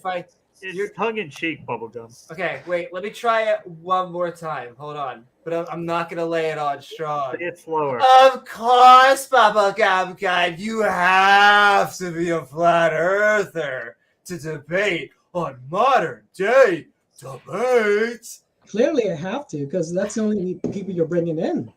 Well, how do you explain that you're a creationist and not a see? flat earther? Because the understand, Bible are kind two of sides of a debate. That's, Do you understand who this gentleman is? Right to this, like. To Oh yeah, he's a total coward who's been running away from me. But he was on modern day debate. Not Do you against me. wanted to talk to you Not here. against Standing for Truth or not against me. throw a book at you. He just wanted to do it here. All right, we have two people behind the stage, Yeah, this is a but we're gonna keep on bringing them in as we, Bubblegum keeps on inviting us with his Amy, wisdom. I just want to make sure you're not going to send that email, right?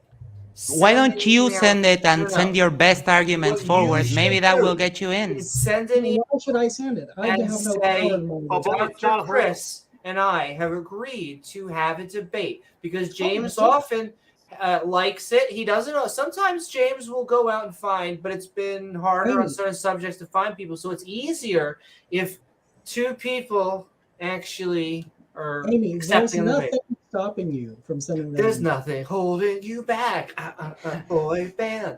Anyway, Well, okay, Um, Bubble, you do a debate me, bra, then she'll think about sending the email. How about we have Don't- that debate on Monday debate? Why are you so afraid of that? Negative. once again, you are talking to the peons when you should be talking the to. peons.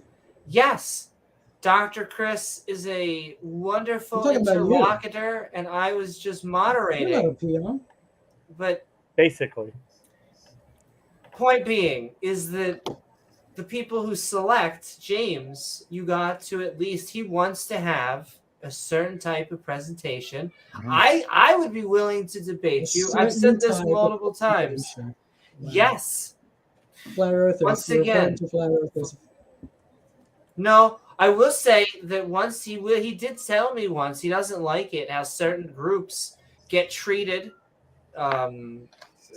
then that we should all be nice. He said that about a certain different, and I kind of agreed with him. I feel like sometimes we are just, the skeptics and stuff are just ruthlessly mean when we would be nicer if we were more, open-minded and a little bit more inviting. But I can tell you, Bubblegum Gun, like, if you are here to have a serious debate and you are to use a word on your side of the hill, if you are in good faith, then I think James will want you to have a debate.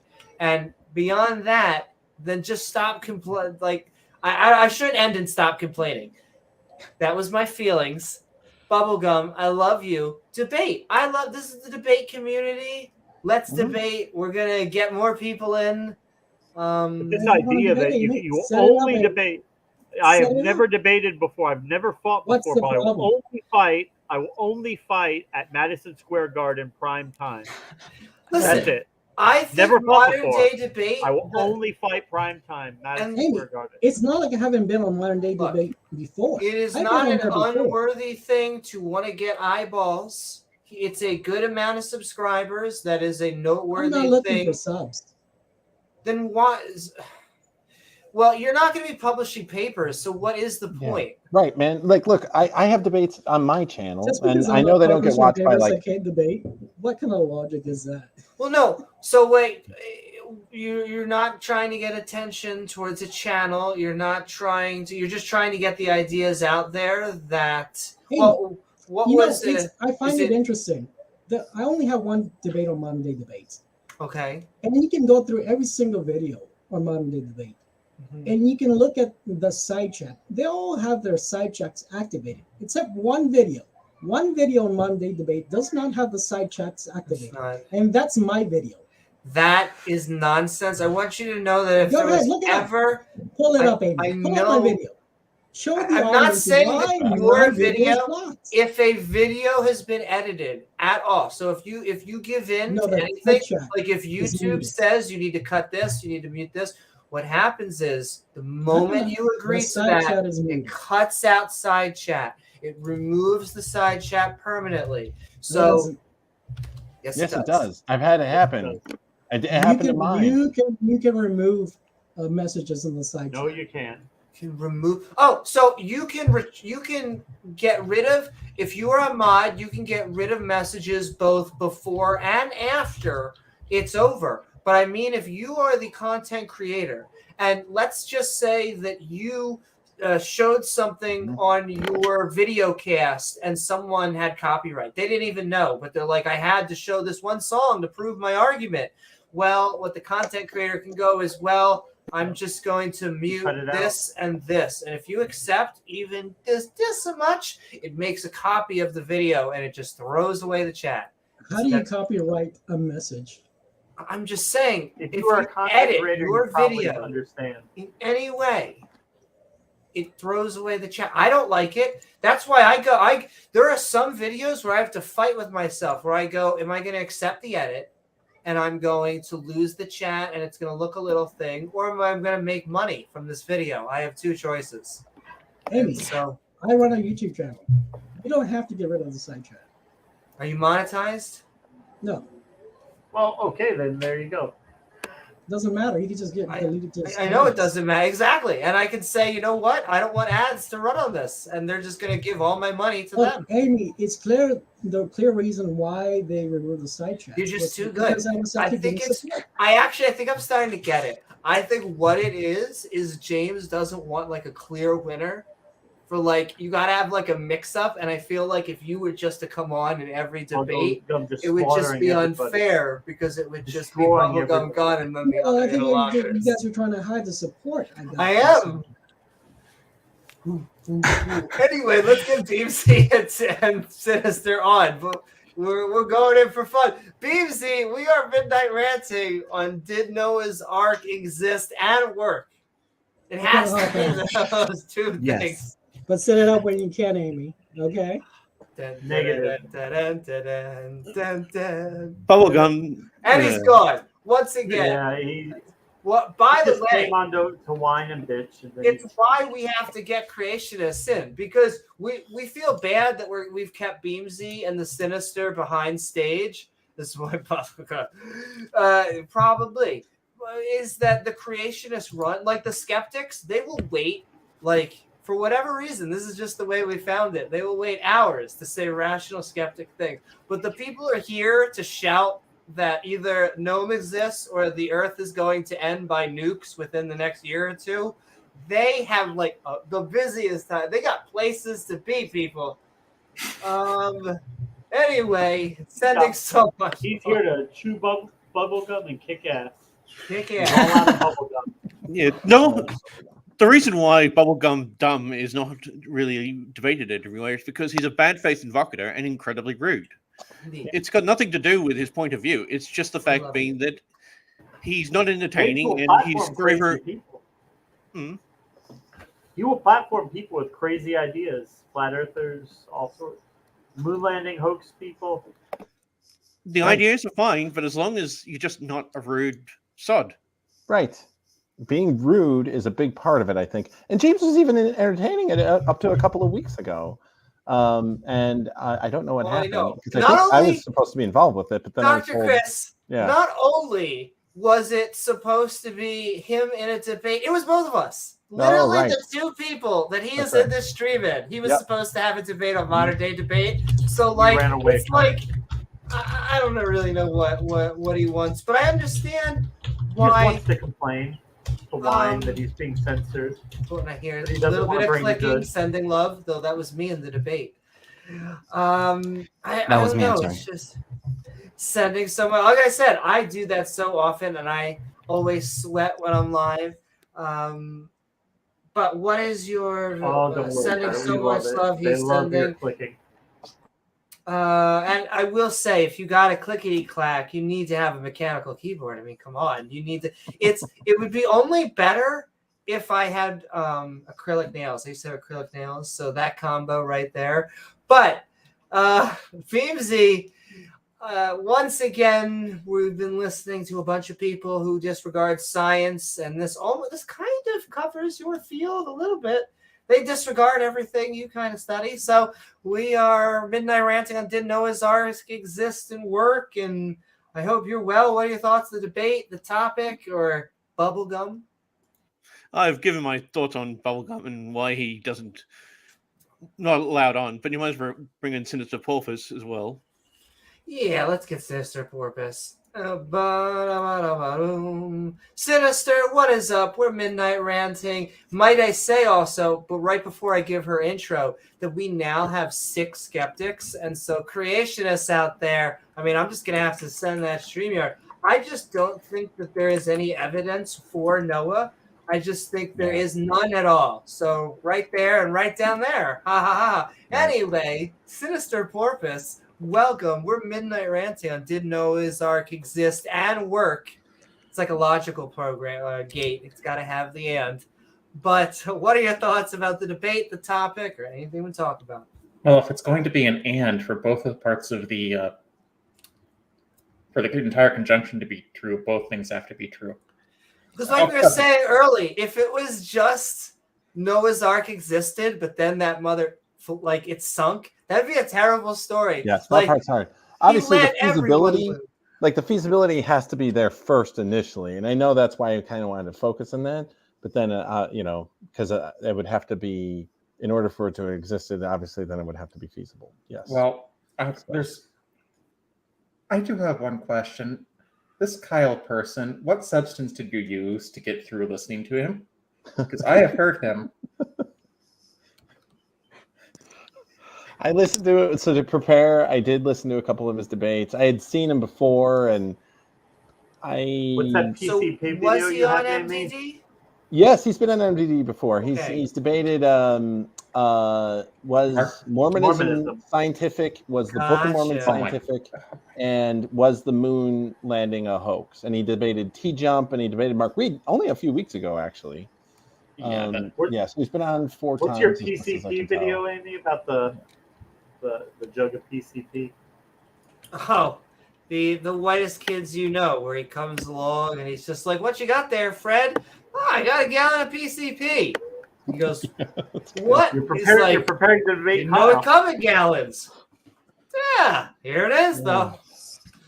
It was so full of so many interesting new revelations to me about thinking around Noah's Ark and the flood. That was a rough one. It was a lot of fun, I will admit. But the problem is, it felt like, okay, it's kind of like playing a video game on easy mode. Like, it's kind of fun to be like, oh, okay, I just kind of slammed through it and I won. But then now it's not satisfying at the end because like, that was too easy. No challenge. I don't know. If I could play devil's advocate and defend his position, I think I would have done better than Kyle. Yeah, right. And I was like, look, you should be more familiar with your own side. Yes, I think he was really unprepared. And actually, Kent Hoven could have done a better job. Kent Hoven would have done a better job. Oh, for sure. Yes. Did you see his debate with Mark Reid before you saw this? Yes, I did. Yeah. And you saw his logic for the Book of Mormon being scientific? Oh, yeah, I did. Well, you want to so I wasn't too worried going in. I didn't. Can you sum it up very quickly? Please. The Book of Mormon is scientific because it goes in an order. Yep. That makes the Lord of the Rings scientific too. It's systematic. But it says it says that Jesus came to America. Yes, it does. But it does go in chronological order. Right. Mm-hmm. Oh, okay. Did they come on submarines, Sinister? We had a Mormon on here, and we asked him. I brought the Israeli thing up, and his apologetic was like, "Yeah, but people probably come from continents and stuff, so who knows?" Mm-hmm. But like, He also dismissed that Joseph Smith got caught not being able to translate as, oh, they just didn't have the scroll he translated from. They have a lovely way of saying a guy looked at a hat and just made shit. Like they figure out how to say such apologetic, like, and then he gazed into. I'm trying to think of a fancy term for a hat, and he gazed into his fedora, and there were 8 golden. Amy, 9 golden, I think. 9. If the angel didn't take the tablets back, then you could look at them and you wouldn't need to have faith. So the angel had to take it so that you need to have faith because God wants you to have faith, Amy. That's right. It's quite old, but the South Park episode of the Book of Mormon is just so on point. It is. It's great. It's just as good as the one on Scientology. I wanted to say dum dum dum dum dum the entire episode that guy was on there, not because he was dumb, but just because the South Park in my brain is so deep, so strong. It is. What I want to do is just find somewhere where Kyle Hall is describing. Is it Kyle Hall or Kyle Hill? Kyle Adams? Kyle Adams. Oh, sorry, Yes. I don't know where I'm getting Kyle Hall or Kyle Hill. And figure out what particular Mormon sect he belongs to, because I have never been in a Mormon church where they believe any of the things he believes. What are the 2 biggest Mormon sects there are? The Church of Jesus Christ of Latter-day Saints and the Community of Christ. Fundamentalists. Gotcha. Right. And you're telling me, and wait, so I feel like an average person, because we just assume that it all just sounds science fiction to us. And so you're telling me he had unorthodox Mormon beliefs? I don't. That's kind of, that makes it even better somehow. No, Yeah. I mean, the flat earth thing, I think, is already unorthodox because I believe that Mormons generally accept flat earthers. A globe earth. Well, you kind of have to. Otherwise, one of the 2 ancient peoples that sailed to the Americas would have fallen off the earth. Yeah. Right. Well, except if Antarctica's an ice wall, then they would have held them in. And maybe it was due to nerves, but I think that he actually mentioned evolution after the flood ended, let's say, for the, only the sort of the parent kinds of animals were there and then they evolved. So how can you reconcile? Because those are conflicting thoughts. Right. Right. Well, and that's one of the things that's so ridiculous about the flood argument anyway, is that, well, and the way the creationists work around the issue about having enough animals in the ark is that they define kinds as being these very narrow categories that essentially are basically at the level of families, the way we kind of see it. So, for the canids, we have 35 existing species of canids, and they say, well, there was one proto-canid that was a pair of them on the ark, and all the different kinds evolved after. I mean, they don't use that word, but obviously that's what would have happened. Like, they had to have evolved. But then because he leaves everything so open to just miracles, like, it could have just been a miracle to create them even after the flood. So then, there's nothing to ground any of his story in anything that we can possibly test. It's not, at least the creationists try to narrow the space where there's miracles. At least the other creationists. He is just spamming. Miracle here, miracle there. You get a miracle. You get a miracle. Everyone gets a miracle. It's just where do we do with this then? Because normally they'll be like, so in 4,400 years we have all these species diversified from the 2, but it's way worse than that. So if you see Standing for Truth, he's got a video where he shows all the cats we have today morphing into one proto cat, which is a lion, a tiger, a leopard, a jaguar, all of them morphing into one. Mm-hmm. But the problem is that in the ancient world, a tiger was a tiger, a lion was a lion, a jaguar was a jaguar, cougars were cougars, leopards were leopards. We have all these. We have artwork. We support cougars on this channel. We have artwork from the ancient world depicting these animals basically in their modern form. So they've now 4,400 years. They had basically maybe a few hundred years, maybe 1,000 years. They all had to speciate just rapid fire within a few generations, and it just doesn't work anywhere near that scale. No, that's where it breaks apart. Yeah. Also, I like how Hannah's saying Kyle is in our MTT server. He's a bucket of straw man incredulity. He pisses off just about everyone he tries to challenge for a debate. That's funny. The 2 times over. Sorry. Go ahead, Beamsy. The 2 times I've actually tried to debate on Noah's Ark, I ended up getting kicked because I called in some favors in regards to a few things. Oh boy.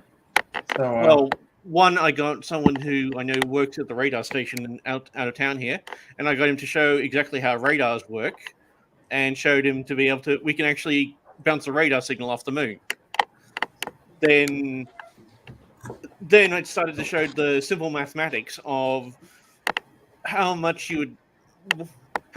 energy you would need to dissipate just from the friction alone of the movement of the tectonic plates. Oh, they hit on that tonight. The heat with problem, the heat yes. problem. Yeah. We did talk about that. So, here's one thing I've always wondered about the Noah's Ark story. If that were true, even if all the animals didn't go on the Ark, shouldn't every species that went on the Ark show a severe genetic bottleneck? I talked about that as well. Yes, absolutely. Of course, it should show a severe bottleneck. And in fact, one of the big issues is not just that you would have a bottleneck, but if you're reduced down to just a single pair, you're obviously going to have inbreeding depression. And this is a huge issue in wildlife management. Like animals that are reduced to single pairs, the likelihood of them surviving, for the population to survive, many more generations beyond that is incredibly small. Populations that go from like 500 to 50 individuals, the chances of extinction goes up quite a bit. There's a lot of modeling that's done on this, and we know like you can't just reduce an entire population down to just 2 individuals and expect it to be like no big deal. And then the genetic diversity is going to be so small. How could you possibly get all these different species to emerge from this single kind in just a few thousand years? It does not work at all. Well, the math doesn't work. Don't they have problems with the cheetahs? Because I think they were Sure. bottlenecked down to like Yes. maybe 100 or so individuals, maybe within the past like 100,000 Right. years, and Now- they have all sorts of genetic issues. because of Yeah. that. One thing that's interesting about bottlenecks, because I did a little bit of reading about bottlenecks prior to one debate, because I was thinking about developing an argument about bottlenecks, why that wouldn't work, is that with cheetahs, because they have been a relatively small, they started from a relatively small population and they've only gotten smaller over time. The chances of having some deleterious recessive gene now becoming homozygous throughout the population that would inevitably lead to like the population just dying because you have this recessive gene coming through is smaller, because you have time to select that out so that recessive gene wouldn't make it into the pool. But when you go from a really large population to a really small population, the chances of having some deleterious recessive gene in that remaining small population is actually really, really high. So if you go from a sort of small to small, the bottleneck is less dangerous to make their way through.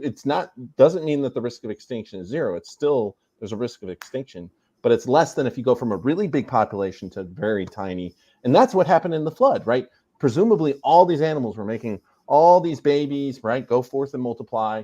And then right at the flood, we go from huge populations to two individuals. Mm-hmm. Like the math would have to mean that most of those animals would have gone extinct after they got off the ark. It's the only way that it could work. What does the tiger eat as soon as he gets off the ark? As soon as that's a he great eats question his too. first meal, The as diet soon as part, he eats his first meal, something's extinct. There you go. Yeah. Never have another one of those. honestly, whenever you start thinking about the flood and Noah's Ark, like Max was saying, like you start thinking about it, you just spend some time thinking about it, and if it totally falls apart, it shows how ludicrous it is, like just utterly ludicrous. Given this was Kyle Adams, there was another question you could have asked him, and that is, was Noah's Ark powered the same way the Aetherite submarines were powered? See, I don't know enough about this stupid bullshit. Mormonism, How was that powered? I don't even have any idea. Well, according to the last Mormon that was on here, I think his reason was magic or miracles or something. Oh, like magic or miracles. Okay, Mhm. so it wasn't like coal or. The underwear provided the power, maybe.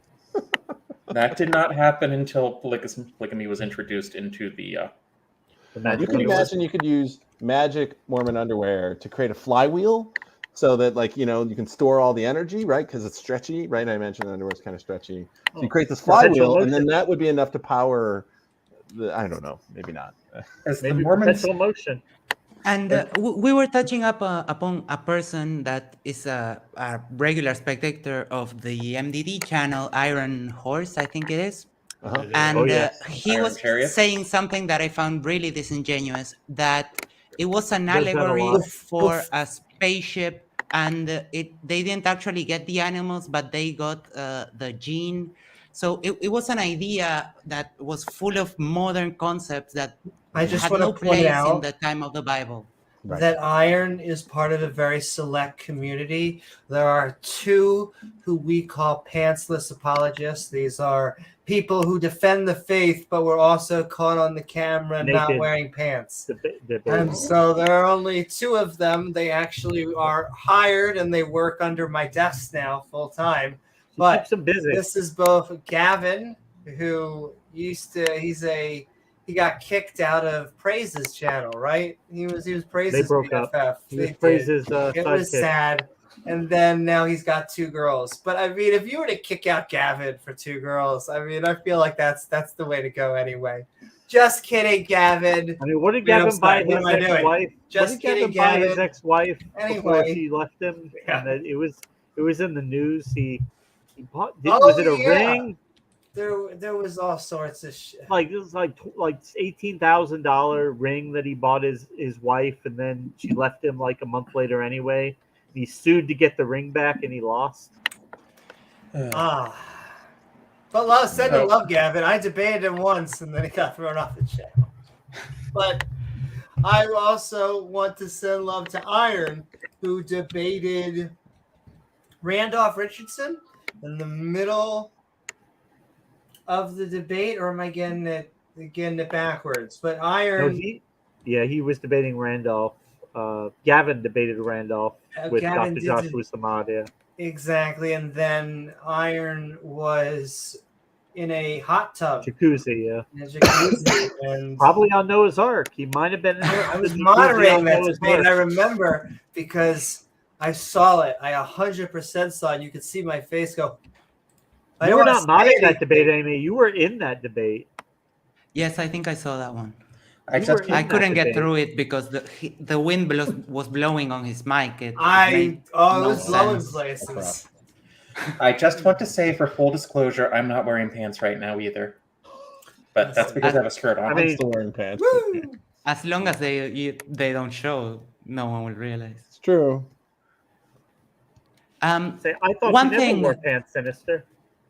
After the flood was over, the explanation the Bible gives for the black race, I find it completely impossible. Oh, yes, that's a Mormon explanation. It's not most biblical people don't go with that. But well, I don't know about that. I actually think that a lot of biblical people do.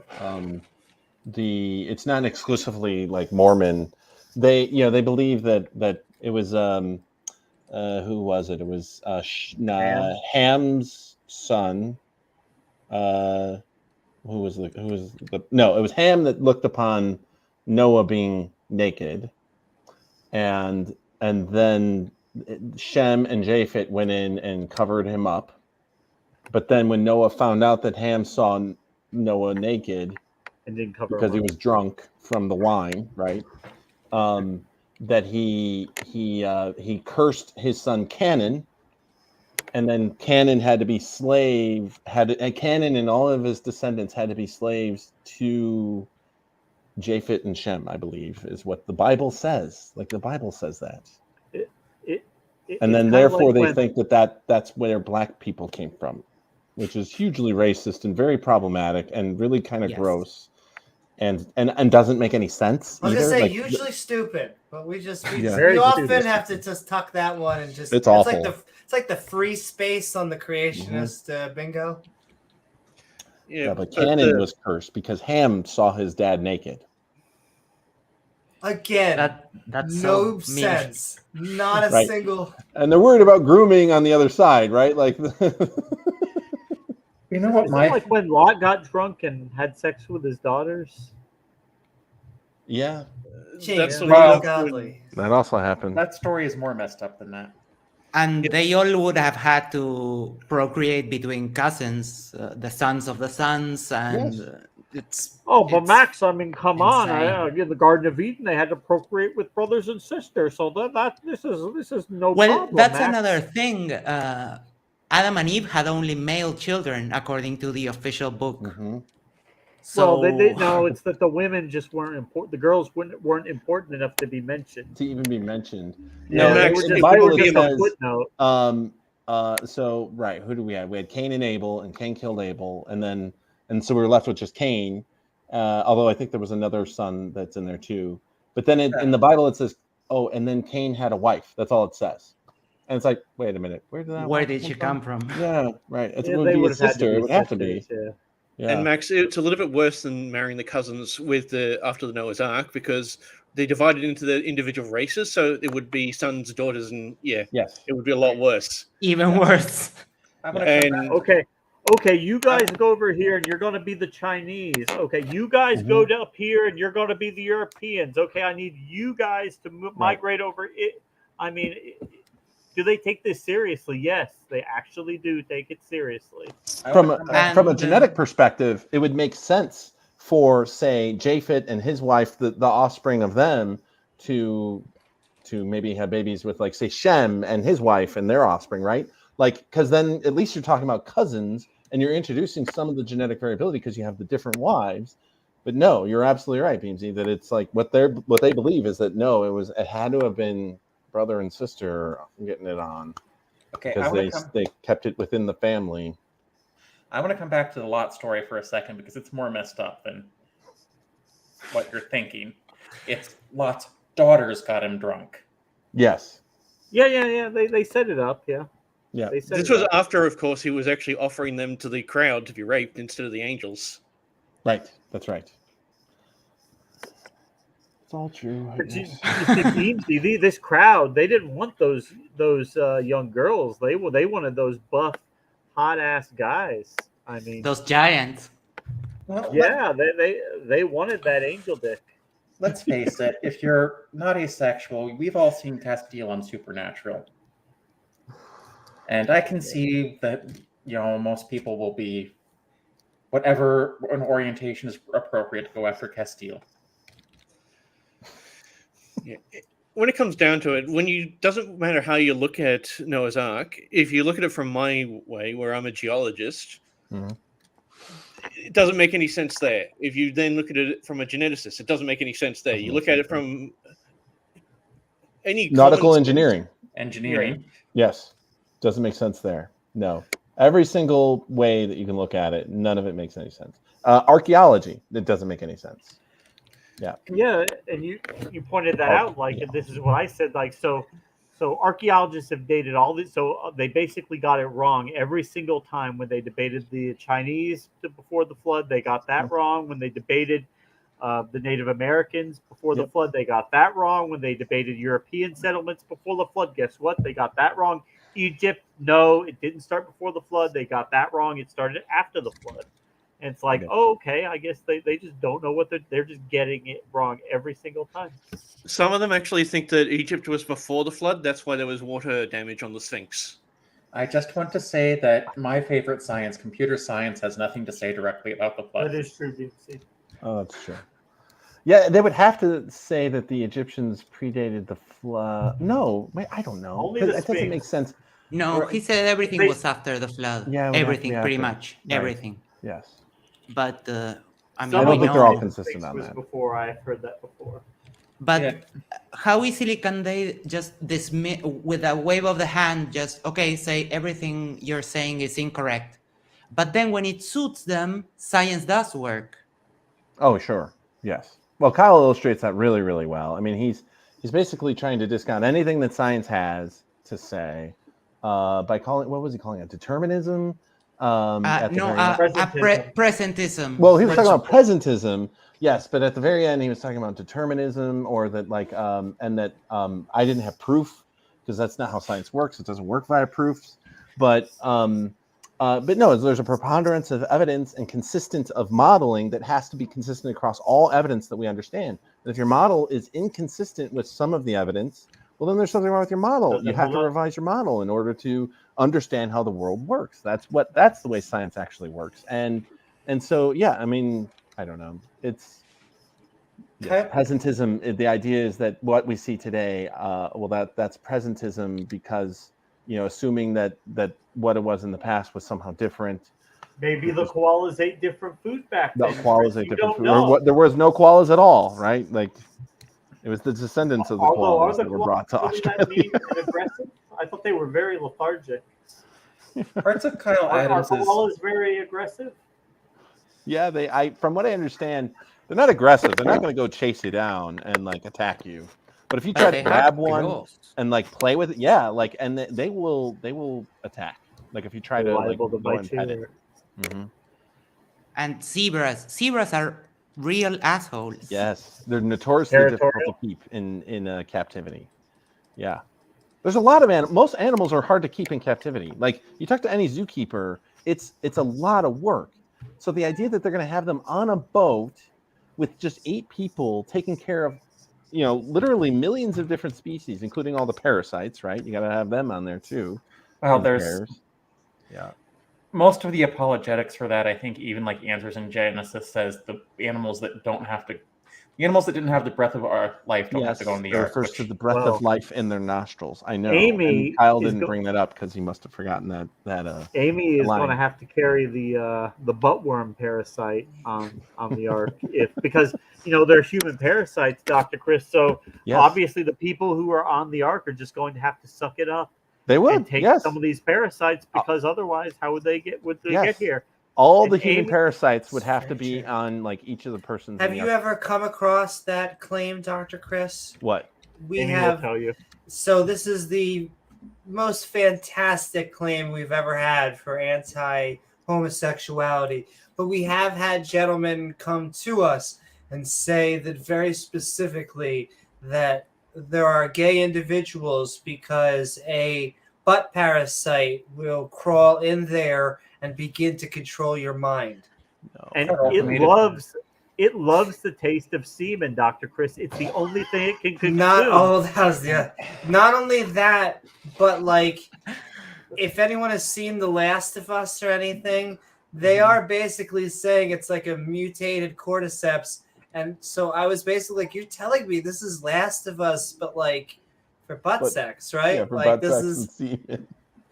But Listen, okay. it crawls up there and it needs you to get lots of semen pumped in there so it can eat.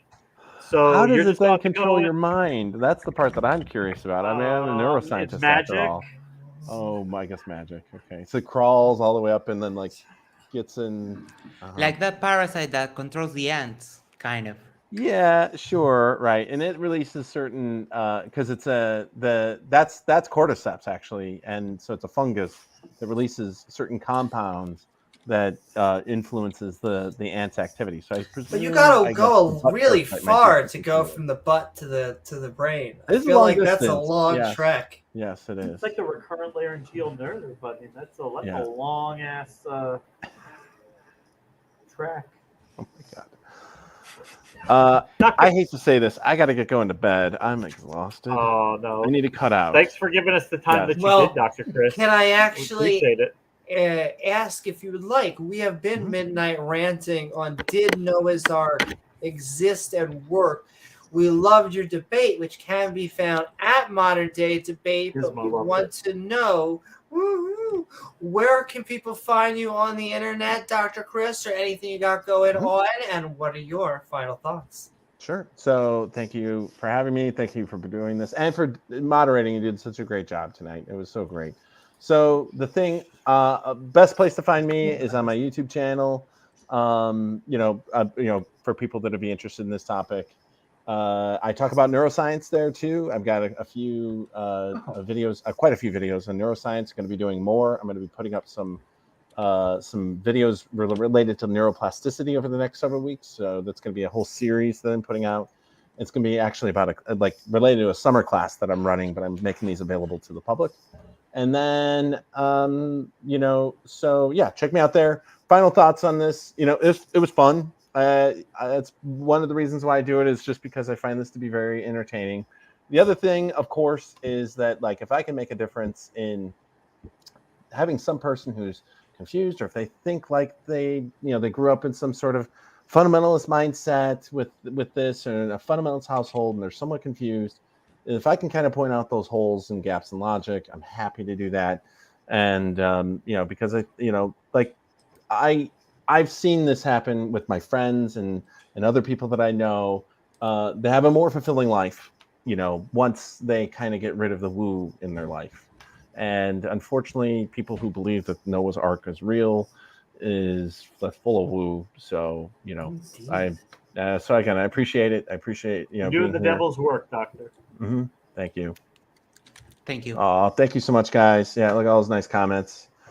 Do you have that a video on your channel about the neurons learning to play Pong? Because I remember you know what? I don't, but I'm planning on making a video very soon about that. You mentioned that last time, and I couldn't find anything about it. Oh, yeah. I'm planning on putting it up. So yeah, I've got a list of really interesting neuroscience articles that I've just kind of been holding on to. So I have one video up right now about a syncytium as a neural system organization. So syncytium is when cells come together to make one giant supercell. And we know about this in the placenta. It actually is kind of related to the whole creationism thing, because the syncytium in the placenta is it uses genes that have come through endogenous retroviruses. So the remnants of endogenous retroviruses, one of those genes is called the envelope gene, and that envelope gene has been reused to allow for the placenta to be made into a syncytium, but it's not in all different mammals. Dr. Only in Chris, some of them. Yeah. Before you go, I just want your opinion on this. Yes. Why do you think the creationists have latched on to ERVs? Why is that like their hot thing? I think that it's because it is such a solid and clear demonstration that humans and chimps share a common ancestor, and that as well as with the other great apes. It's so clear. I think that they are trying to grab onto that and occupy that and twist it enough to confuse other people so that they don't actually understand the actual data. And when I see like Standing for Truth talk about it, he's totally like mischaracterizing the way ERVs are within the genome and trying to pretend that like they actually all do like these really important jobs, when that is totally ludicrous, because we have like nearly 200,000 different sites in our genome that are ERV sites, and there's only 2 genes out of that are used for making the syncytium in humans. And then of course there's different species where they've used other ERV sites to do this. None of it makes any sense, so I think they've just tried to co-opt it. Yeah, they're trying to co-opt. It's basically like trying to take your enemy strength and turn it into, and then like try to do some jujitsu or judo to like flip it around and make it a weakness somehow. Almost like if they get the talking points first, then can I ask just one follow-up? Yep. Because I feel like good information is the antidote. Would you be able to just maybe explain a lay version? Because I saw someone at least asking about what ERVs are. So what would be the biology side of ERVs? Yes. So I'd say I can give that argument pretty succinctly. RV is retrovirus. That is a class of virus. Not all viruses are retroviruses. There's confusion on this. There's a lot of different kinds of viruses. So retroviruses are only one kind of virus. They're kind of weird and unique in that they can take their genome and insert it into the host's genome, the cells that they infect. So HIV is an example of this. HIV is a retrovirus. It's not an endogenous retrovirus, though. When we say something is endogenous, it means that virus has been inserted into the germline, the sperm or the eggs, okay? Gotcha. That means that it's now being passed down to the next generation. So if you get infected with HIV, HIV will insert its genome into host cells, but it won't insert itself into the germline. So it's not being passed from generation unless to there's generation. bleeding, your baby will not be infected. There's all kinds of endogenous retroviruses. There's all kinds of retroviruses, but not endogenous retroviruses. Now, once it's been inserted into the genome of the germline, and now it's being passed down into generations, it's got to be fixed into the genome. So there's that, right? Because like you could imagine an individual might have that like endogenous retrovirus that got inserted into the germline, but then its descendants don't make it into the further generations, so it could be lost, right? But if an endogenous retrovirus gets fixed into the population, now nearly all individuals will now have this endogenous retrovirus. And okay, so this happens through millions of years. You will expect this to happen a certain amount of time, and to the point where it's now happened thousands of times. And so if you have a common ancestor between, say, chimpanzees and human beings, you're going to expect, if it truly is a common ancestor, that common ancestor will have had a whole bunch of endogenous retroviruses in its genome, and therefore you should see basically the same endogenous retroviruses in the same parts in the genome between chimpanzees and humans. And for the most part, so someone has done an assessment of one category of endogenous retroviruses where there's 210 of these sites, and almost all of them are identical, except for a couple that seem to be unique to chimpanzees and a couple that seem to be unique to humans, which would mean that there were just a few times when this particular kind of virus got inserted in humans post the split between chimpanzees and humans, and a couple of times when it happened in chimpanzees. But for 208 of 210 sites to be exactly in the same place in the genome, the odds of that happening by chance is more than all the atoms in the universe, times infinity or something like that. The odds are so astronomically small that they would be in the exact same parts in the genome. Right. Creationists have to say the designer must have designed it that way. I just did it that way. Yeah, yes. It just looks so happening to match up exactly like that. Right. But endogenous retroviruses are a great way of illustrating that there must have been a common ancestor, because there's no reason why a deity would put these sites. And the thing about endogenous retroviruses is that they degrade over time. So most of these sites are just non-functional junk virus DNA that's in our genome, and actually ERV genomes in our genome. That actually 8% of the human genome is ERV sites, whereas only around 1% or 2% are the things that actually make protein in our bodies. So that we have more of our DNA is dedicated to just junk ERVs than it is to actually making the proteins that make our bodies work. Now, haven't they actually reactivated some of these and brought them back to life as viruses? They've done that too. Yes, and then the viruses are really nasty. Yes, they've done that.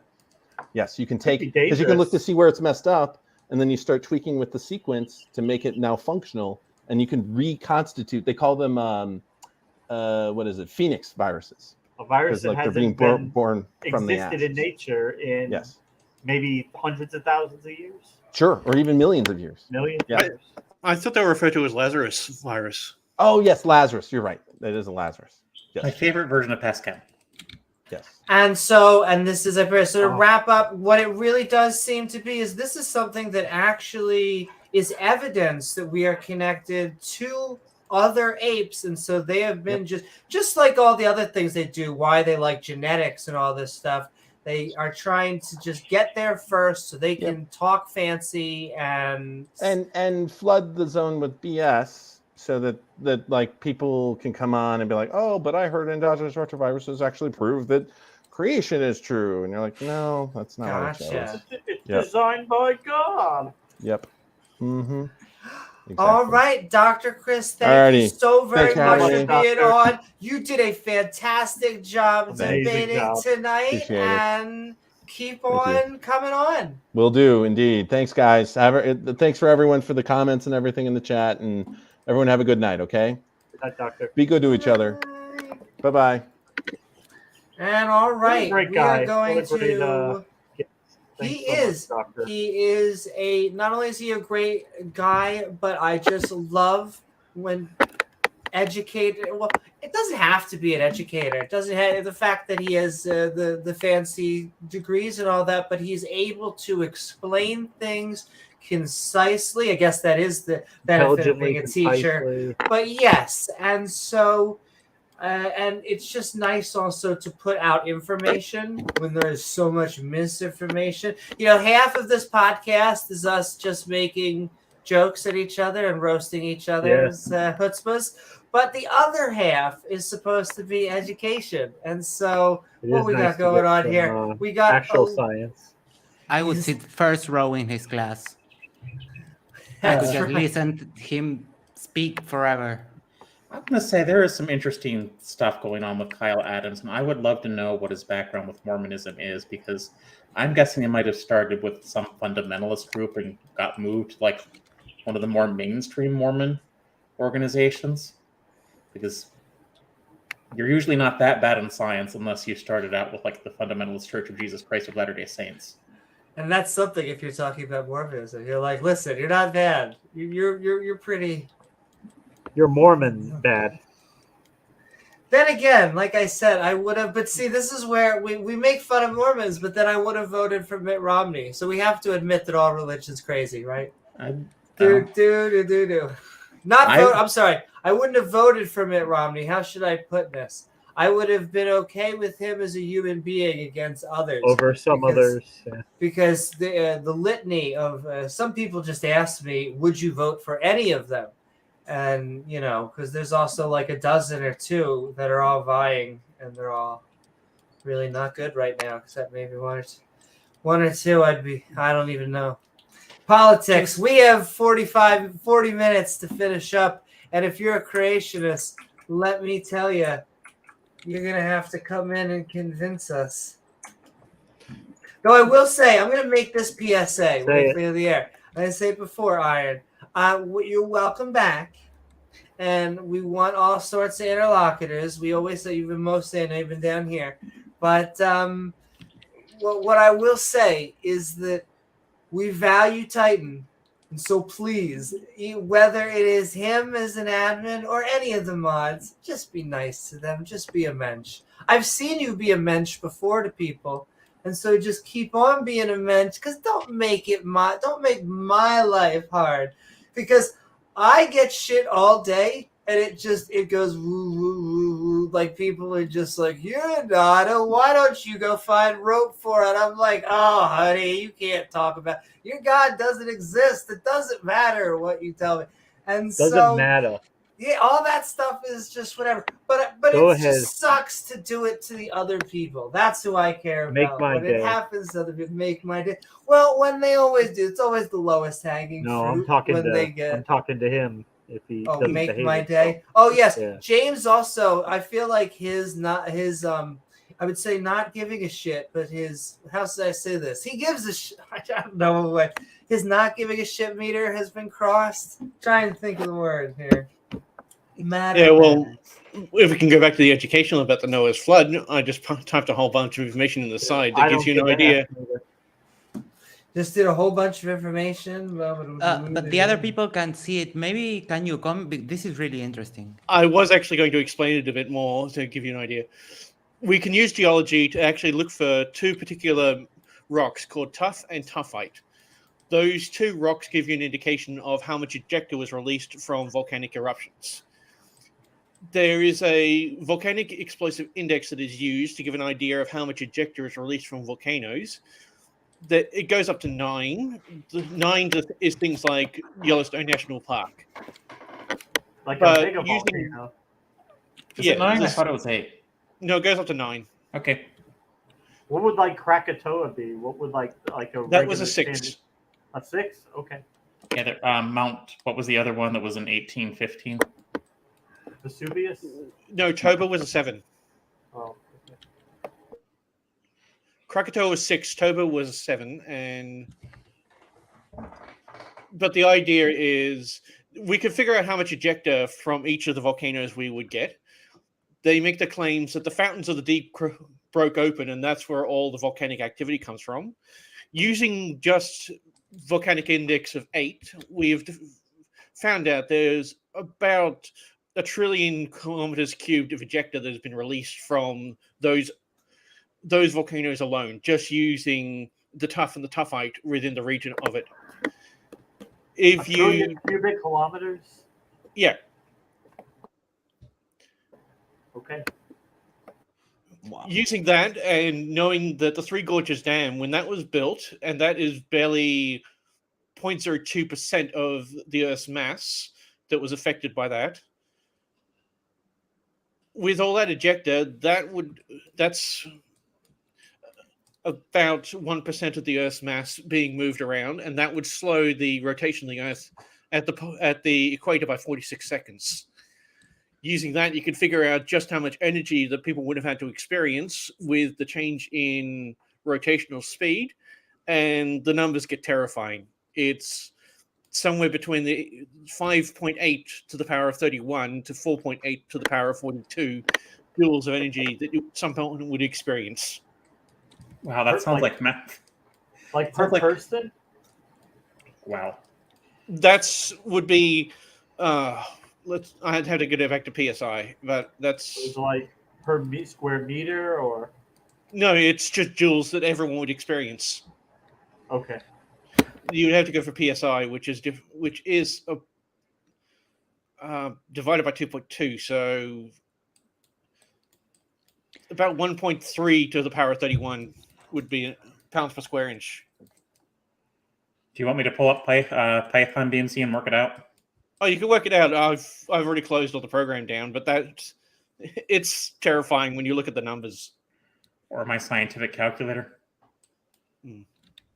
Can I ask you a question, since you're a geologist? There was a person that said that there's liquid water below, near to the core.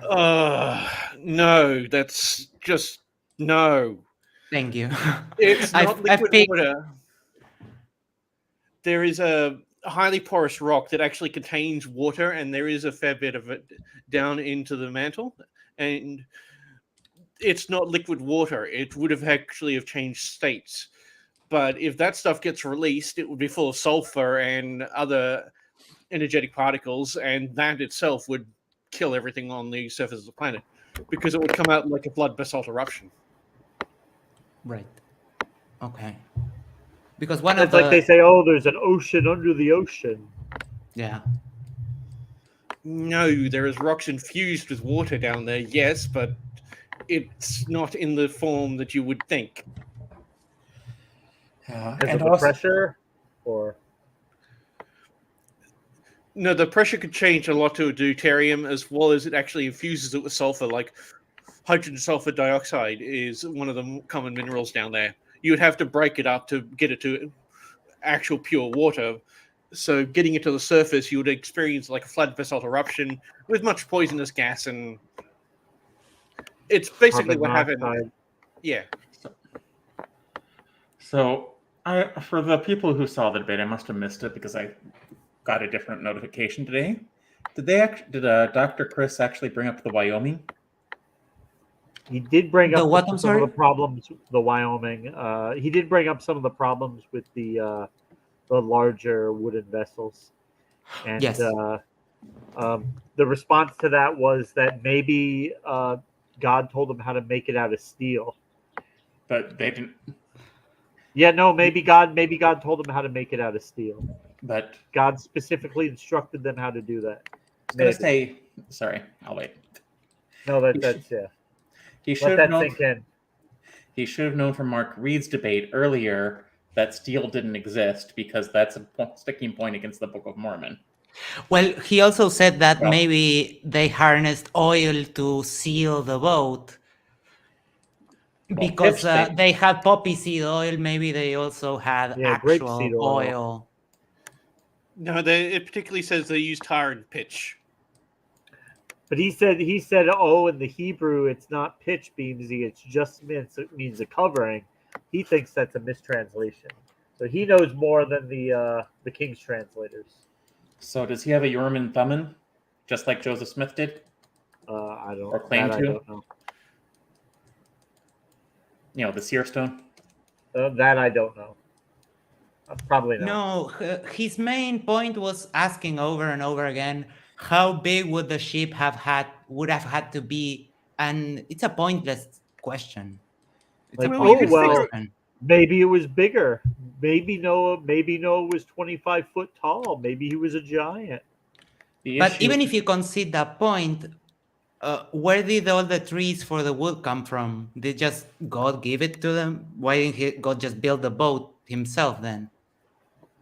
Yeah, it is. It starts when you start with that mental gymnastic, you can go to It some falls really apart. weird places. He doesn't like getting his feet wet. I mean, come on. Yeah, if, Well, I mean, if you take it at face value and you don't ask questions, it kind of makes sense. But as soon as you start asking questions, as soon as you start looking at the mechanics, kicking the wheels, figuring out how it works, it all just falls apart. The logistics. to maintain Mormon belief, you have to do something called a compartmentalization, where you maintain this is what reality says and here's what Mormons say. Actually, I find a lot of Christians do that because, like, you'll hear Ken Hovind say, ABC did a poll and most Americans think the Earth is 6,000 years old. God made it, and it's like if you go up to someone on the street, hey, do you believe the Bible is true? Yeah, a lot of them would say yeah. So you believe in like the Garden of Eden and everything? Well, yeah, it's in the Bible, I guess. But then if you ask them, okay, when did dinosaurs live? They probably tell you, oh, they lived millions of years ago. They don't understand that there's a conflict between the two. They have compartmentalized it in their mind. Like there's this is Sunday school, this is Bible, and then this is reality. Yes. But it's, well, I can't say that isn't, but like Mormonism, you have to like have like, here's church history, here's like the real history of the Americas you're going to learn in school, and like here's like all the stuff the Nephites did during pre-Columbian America. So it's like regular Christianity, but to a different degree. So they're lying to children. Woo! Amy said today it's a religion DLC, and that's fascinating. Exactly. It's an expansion pack. Yeah, and I just want to point out the Mormons will tell you that their underwear is not magical; it is sacred. Not. Yeah, that's just marketing. What do they think? Do you have this in America? I don't know if you have them. They're so common down here in Uruguay, Argentina, and Brazil. This kind of evangelist, but they have all sorts of magic items like the mantle of discharge and the water from Israel that they bring over like to Montevideo, which is a really puny city, and those sort of things. Do you have those? Like relics or? Yeah, isn't Uruguay a mostly Catholic country? No, it's a mostly secular country. But We have full separation from church and state forever, from pretty much since we were founded. But that doesn't mean that most of the people Catholic, however. No, not really. Okay. Or are they nominally Catholic, like they would say they're Catholic, but they probably don't practice it? Yes, we don't. We have very little practice. There's a lot of these sort of televangelists and all sort of this kind of religious viruses that are taking the population, but we're mostly secular, and I'm thankful for that, because that's why I said in the beginning we have gay marriage and all of these types of progressive things. I remember this growing up. There was a girl from Colombia that I knew, and because I was still a Christian at the time, so she was nominally Catholic, and she'd be like, no, like you don't understand. Like back in Colombia, it's like people have sex before outside of marriage. If a girl is 16 and she gets pregnant, she goes and has an abortion. It's not a big deal. Like we're Catholic, but we're not really like practicing Catholics. It's like, yes. Yeah. Okay, I mean, I was just wondering because that type of relic thing seems to be more Catholic, but I would say the U.S. did have something like that in the early 19th century. Not that we still don't have snake oil salesmen, but people who would do that would now usually couch in more terms of scientific, or in the case of Scientology, they'll say, well, even Scientology is cased in some pseudo-scientific terms. They'll say it's like, oh, this is an ancient like throwback to the way things used to be. Like Mormonism bills itself as a restoration of the gospel Christ taught, as do the Jehovah's Witnesses.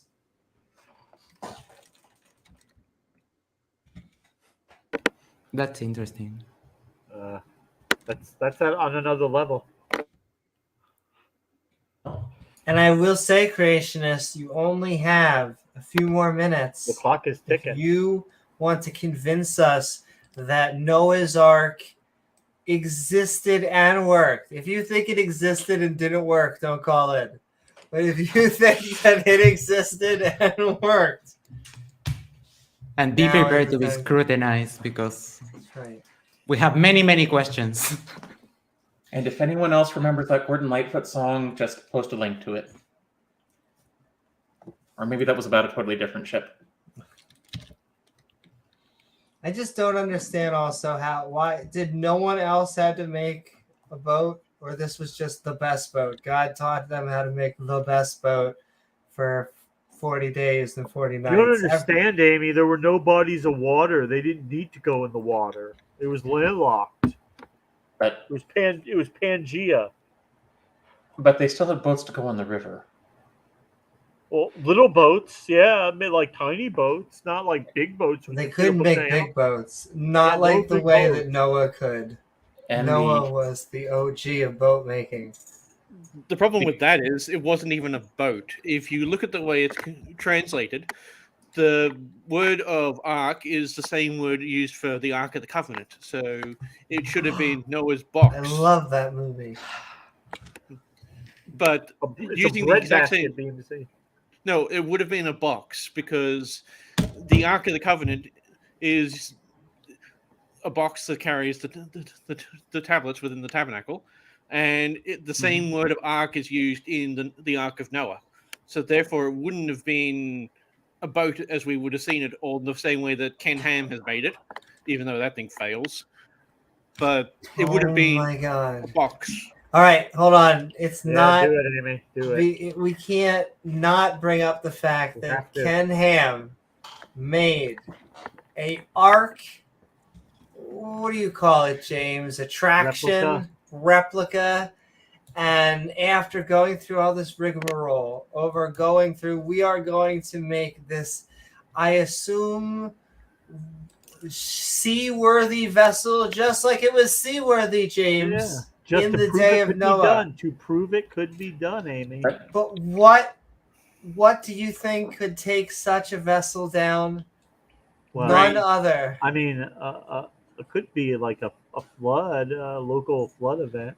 It doesn't have to be like a flood. It just has to be like a decent amount of water at a regular rate. But I got rained on, and they actually ruined the external and part. they had to sue for water The damage. insurance company. Ladies and gentlemen, if you sue your insurance company because you are trying to build a replica of an ark that survived a 40 Worldwide days flood. night of flood, that's not the insurance fault. I mean, I think we all need to just look in the Okay. mirror on that one, right? We all Tell just what need the to insurance take a- company's response was, Amy. You And remember? Amy, it wasn't 40 days Wow. of the flood. The flood lasted for over a year.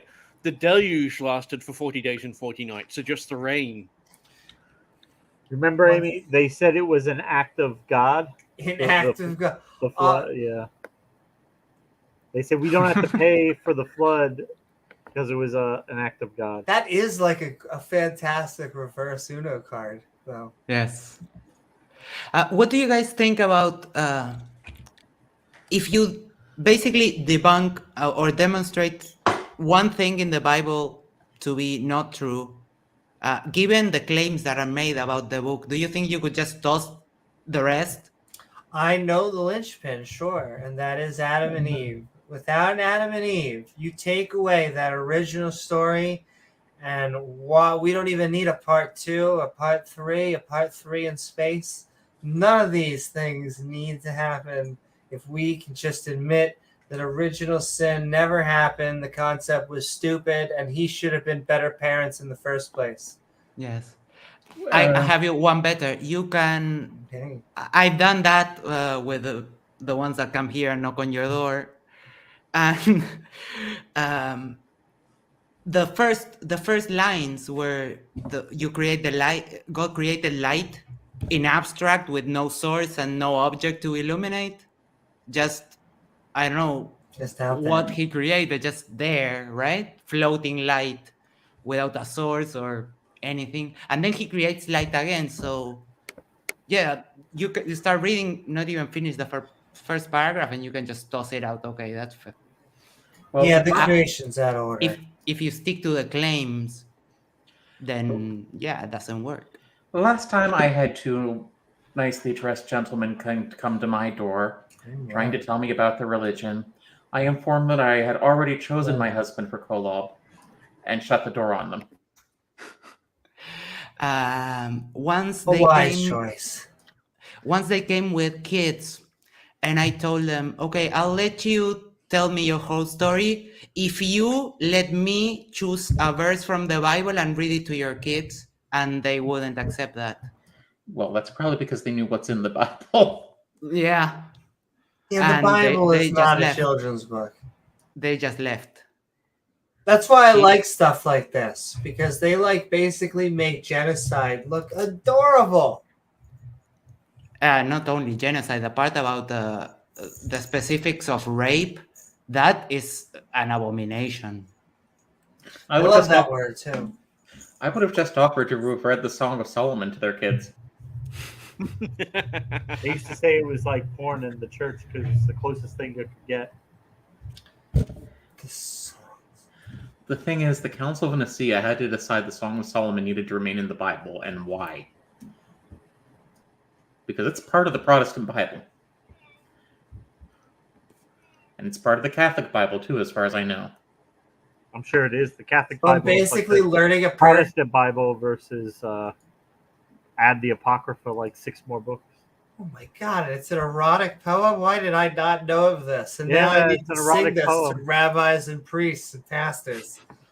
This is fantastic. Oh, the author was very enamored with his wife's breasts. He was into titties. James, this podcast is sponsored by Ass and Titties. So that's at least 50% of our sponsors. Yeah. Wait, did you just find out the song of... Wait, no. There's no way you She didn't just know the found Song out. of Solomon. She didn't know about it. No. I do now, They skipped that in Hebrew school. Oh my goodness. They don't tell you almost they do the sun. We had the Hebrew school, the Saturday school, whatever time that I went there, the versions of it. They make everything nice, and they like made us look at a map of Israel, and I'm like, cool. Go Israel. I don't really care. Can I go play? Literally, the first Pokemon came out. I was like, can I go play Pokemon? But yeah, they're more interested in this Yahweh guy. Yahweh. Anyway, we are Midnight Ranting on Does Noah's Ark Exist and Work? Indeed we are, though only for 15 to 18 minutes, and then we're going to outros because it has been a blast. However, we only had like half of a creationist come on. Hi. Yeah. So, because Bubble just came on to like to bitch, like and moan yeah, I was gonna say to bitch, to talk to, like he to going up like a petulant child. Just he wants to debate. Look, I want to debate. We all want to debate. I like to say that both James, myself, a lot of our the people in chat here, I like to think of ourselves as master debaters. We debate sometimes in the morning, we debate at night, and sometimes if we're feeling frisky, we debate in the shower.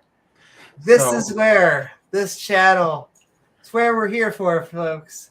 What's that, Sinister? So if Bubblegum's still on, it's like, if you want to come on, I would like to know if you think P equals NP, and if you can prove it.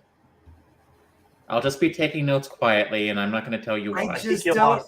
If you're not in the Abrahamic religion, why are you against evolution? I just don't get why you're jam. Like, I promise you, tell you what, believe that we have common ancestor, and I'll never make fun of you for the gnomes thing again. I promise. Just give me common ancestry. I don't get why you're not in any of the Abrahamic religions. Now, I have to ask about this gnome thing because Tinker Gnomes are one of my favorite D&D things. What is this? When they're in role-playing games, but yeah, I'm just gonna put that preface. I didn't know I need to put asterisks on like that part of my life, but here we are. It sucks to be in like a thing of one, because like how we were talking in branches, how like when he must go into Mormon groups and he can't talk about the flat Earth thing. He must go into flat Earth, but he can't talk about like the Mormon thing. But like, you must be the only known person, right? Like, unless there's like a server out there, just like the flat Earth channels, there's like Awaken Gnome. But Amy, what about the fairies? What about the... Oh God. Sir Arthur Conan Doyle believed in fairies, You're which is ignoring the interesting. fairies, Amy. Well, and we've been talking about giants too frequently to where it's almost getting normalized a little bit too much. So like they were talking about in giants in this debate, and yeah, it's really the Nephilim, baby. All about the Nephilim. It makes no sense. Once again, canonically, logistically, angel and human. That kills me on the inside. Angel, human equal giant. Yes. Why not half of angel? And a giant human coming out of a giant hybrid baby coming out of a female human. Yeah. And there's so many sense. ways to make, you could just make up ways of making giants. So why? She's going to give birth to a 25, 30-pound baby. Yeah. It's I have going to be fine. After the recent weather events, I have some questions about Noah's flood and the event itself. Was that like a hurricane, a derecho, just like a single rain event? Like heavy rain for 40 days without stopping is what I get from it. But not just rain. But no one knew how to build a boat. Not a single person. That we have to keep on. No one knew how to swim either. So the water came from from under the earth too. You see, God had the subterranean water chambers ready for this flood, so it rained and it came from the bottom. It came from the ground up too. Can you imagine? Can you picture the volume of water you will have to bring in from outside to fill up the highest parts of the earth? I don't know, like Colombia, Bolivia, Ecuador. Well, but you see, Max, there were no mountains back then. The earth was flat. There was no it was mountains Pangea, yeah. Right. Yeah, said that. All that stuff happened after the flood. I don't think there's enough water that can cover the planet completely, but there's an apologetic for that too, because they come up with. Well, if you flattened all the mountains out, then you raise the oceans up, so the oceans wouldn't have been as deep, and the mountains wouldn't have been that high. It will work, Amy. You need to make a Noah's Ark survival game. They are making a Jesus game. Oh, wait, I'm sure that actually does exist. Oh my goodness. Where's my Steam? Amy, remember, I did send you a Noah's Ark survival game a couple of months back over Discord. Oh my goodness. It was real? Oh, what is it? There's a... It's just not safe for work. There's like a battle. There's like a battle simulator where you can use Jesus in it.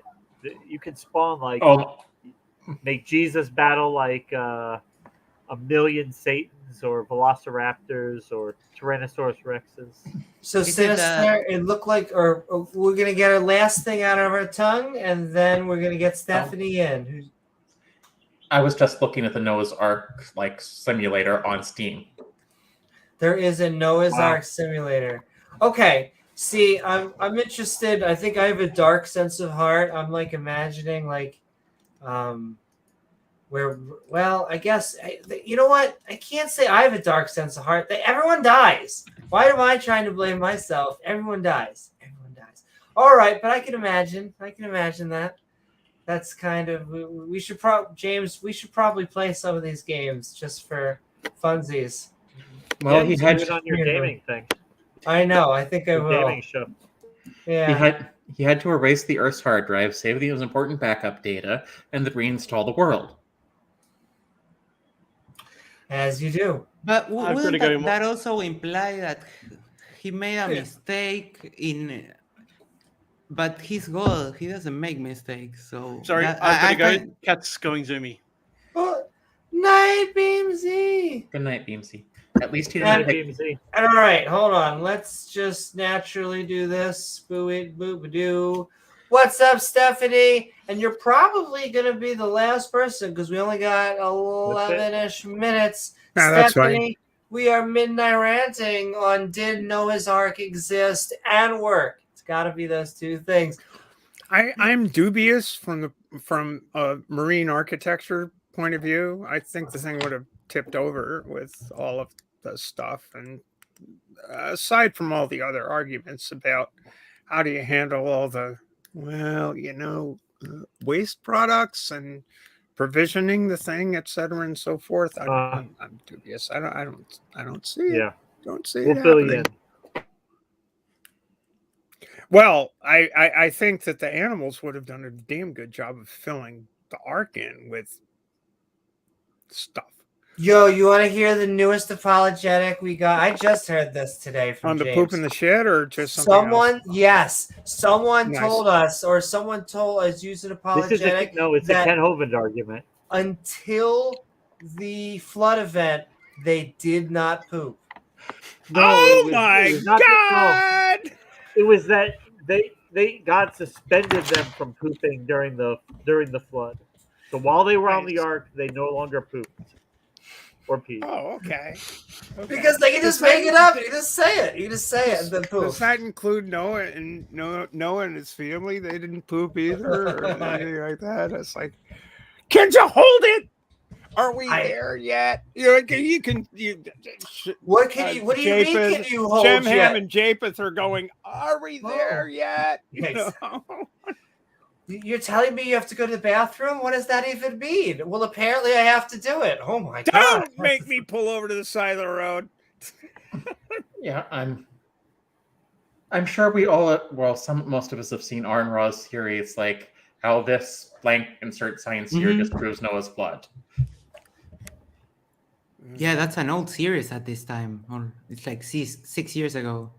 I think he is still going to update it. He said he still has like another video or two to make in that series. Dendrochronology, archaeology, mythology, zoology, geology, meteorology.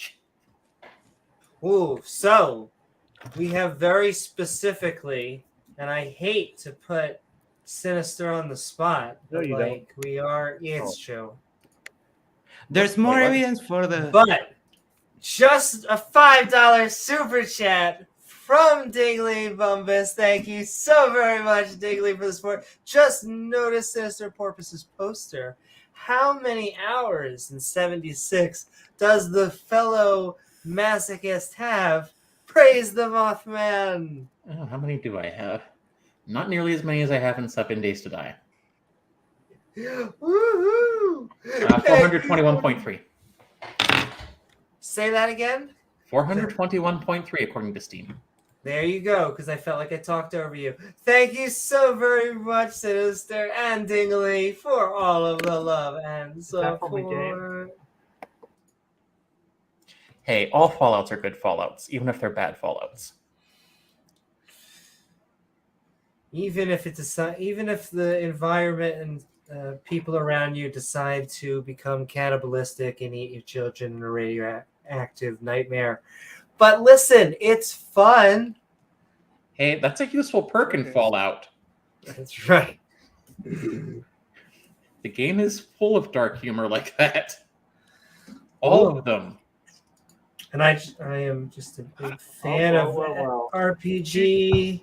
First, boo boo. Amber, you are now the last person with 7 minutes left. We are Midnight Ranting. You lied. Listen, I will say that we just get so many rational, skeptical people that want to join us. I will notice one thing, though. Not a gosh darn creationist.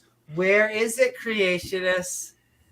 Actually, that's kind of why it's like, how come? I mean, I was intermittently checking in on the stream now and then, and where are they? They hide. No, They all scared. hiding. They're in hiding. They are in hiding. I don't know. But ever, we are Midnight Ranting on Did Noah's Ark Exist and Work? So I can't speak to the biblical one because, of course, the story is full of holes and nonsense. But I do think I have a workable solution, which is my picture. It is a magic boat. It flies, so we stay above all the nonsense. And it also has Gallifreyan technology. Oh, it is bigger on the inside and can therefore hold all the critters. Okay. Yeah, that makes sense. Yes. It's a superior solution. Once again showing that mortals come up with better ideas than God. So what you're saying, Ember, is that Noah was actually Dutch. Yes. He was the Flying Dutchman, yes. Exactly. Hey, though slightly English apparently, because yeah. What's it called? Technology. I You're wanted fleeing to Hollander, hey, let's go. Did his shoes ice up? I wanted Lancaster County to name its minor league baseball team the Flying Dutchman, which some people just won't get. But that would I get it. That would be freaking brilliant for Lancaster. You'd get the Amish to come to the games at least. Yeah, you could have like a flying Amish with a baseball mitt as like their mascot. Yeah. Oh man. As someone who grew up in Pennsylvania, I appreciate that. And as someone who grew up with a baseball team that, well, they kind of had the Redskins, you should change that. They did.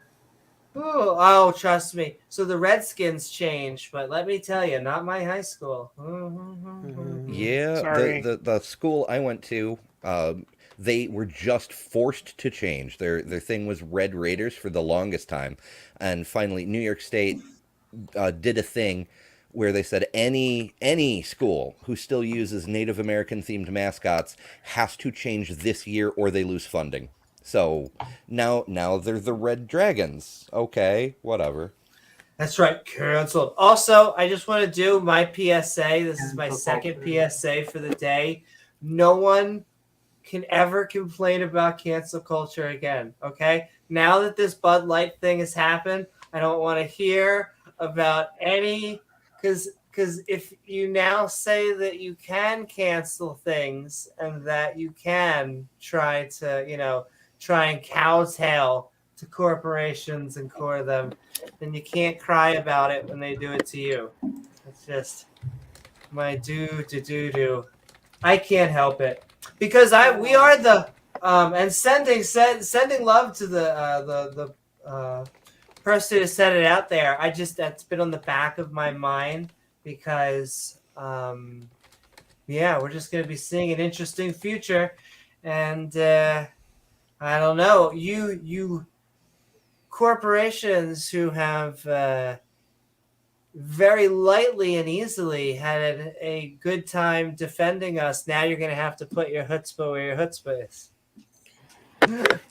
I was happy to see her come out and kind of chide them for abandoning her. That was good on her. Yeah, it was very good on her, and absolutely, it's like you're right, Amy. It's like people change the channel all the time, and corporate entities decide this is a good spokesman and this is a bad spokesman all the time.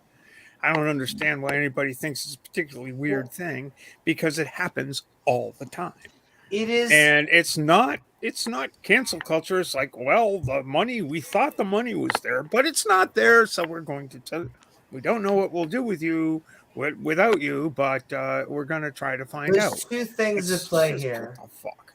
Number one, the environment is getting volatile because of all of the laws that they've put in place. They were looking to latch on to something. So what happened, this is the direct order, is that she had this campaign and everyone freaked out. They tried to release a memo in which there was like this thing about the, oh, you're so fratty thing. And so now whenever I talk with these people, they try to act like it has nothing to do with Dylan now even being trans, now they're just like, well, you shouldn't have called us fratty. Once again. But it's like, maybe let's stop caring. One of two things. You either are going to care about what celebrities buy, in which case you should be protesting the thousands, if not hundreds of thousands, of just content creators and every celebrity and anyone out there hawking shit, or none, and just leave everyone alone. I forgot my tail pin at the end. Oh, what I'm trying to say is that Dylan is actually pinned the tail in the Newman. Well, it's just very silly that, like I said, we're politically incorrect, the nicest version. You're not going to find us generally banning or whatever people. I will say there are certain people who get in fights with mods and then they come crying to me and then they're like, why do I get banned? It's such tough times. And it's like, are you sure you didn't very specifically just call the mod up call? And like, you could have done it to anyone, but it's like, listen, I break laws, lots of laws, but I don't go around spitting on police officers. Like, there is like a difference. And if you do the latter, I mean, like, I don't have a lot of sympathy for you. You're kind of hard to defend. Like, it's kind of hard. The mods. I also want to say it's a YouTube. Go ahead, sir. I also want to say it's a YouTube law that if Titan Uranus appears in your chat, you have to give him mod status. Yep. Oh, Titan was mod number 1 on my channel. I was like, oh, yeah. I first of all, he was one of the first people who boosted it, and second of all, he showed up, and third of all, he actually came on screen, which is really unusual. Really? Yeah. I've heard him threaten a couple of times, but I've never seen him do it. I thought Titan was part of the internet. Like a Lawnmower Man kind of thing. Yeah, just when the internet was formed. Like Lawnmower Man meets Edward Scissorhands.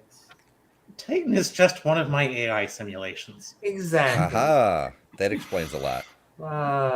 Well, what it's like what we said before about, in regards to what Amy was saying about Dylan, as I said, corporate America using her when they think they can sell product with it, and then as soon as a couple people get upset about it, they just abandon it. Like, oh, what? We did that? Never mind. They should have defended. But it's like they would have gotten balls. They'll have to apologize for it.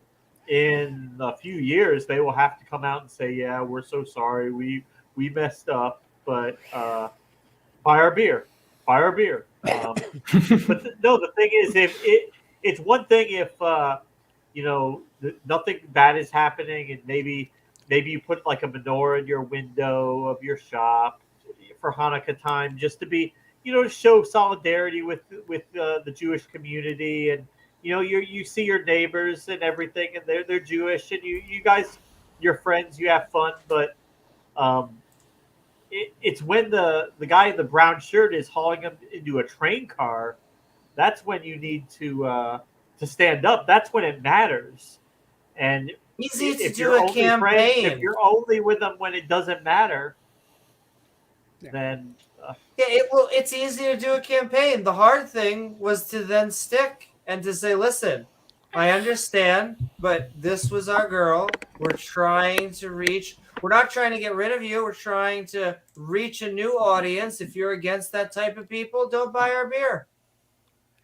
I'm sure that given the circumstances of the campaign, it was like Anheuser-Busch, whatever the mega corporation, South African based, that decided, hey, this is a good idea.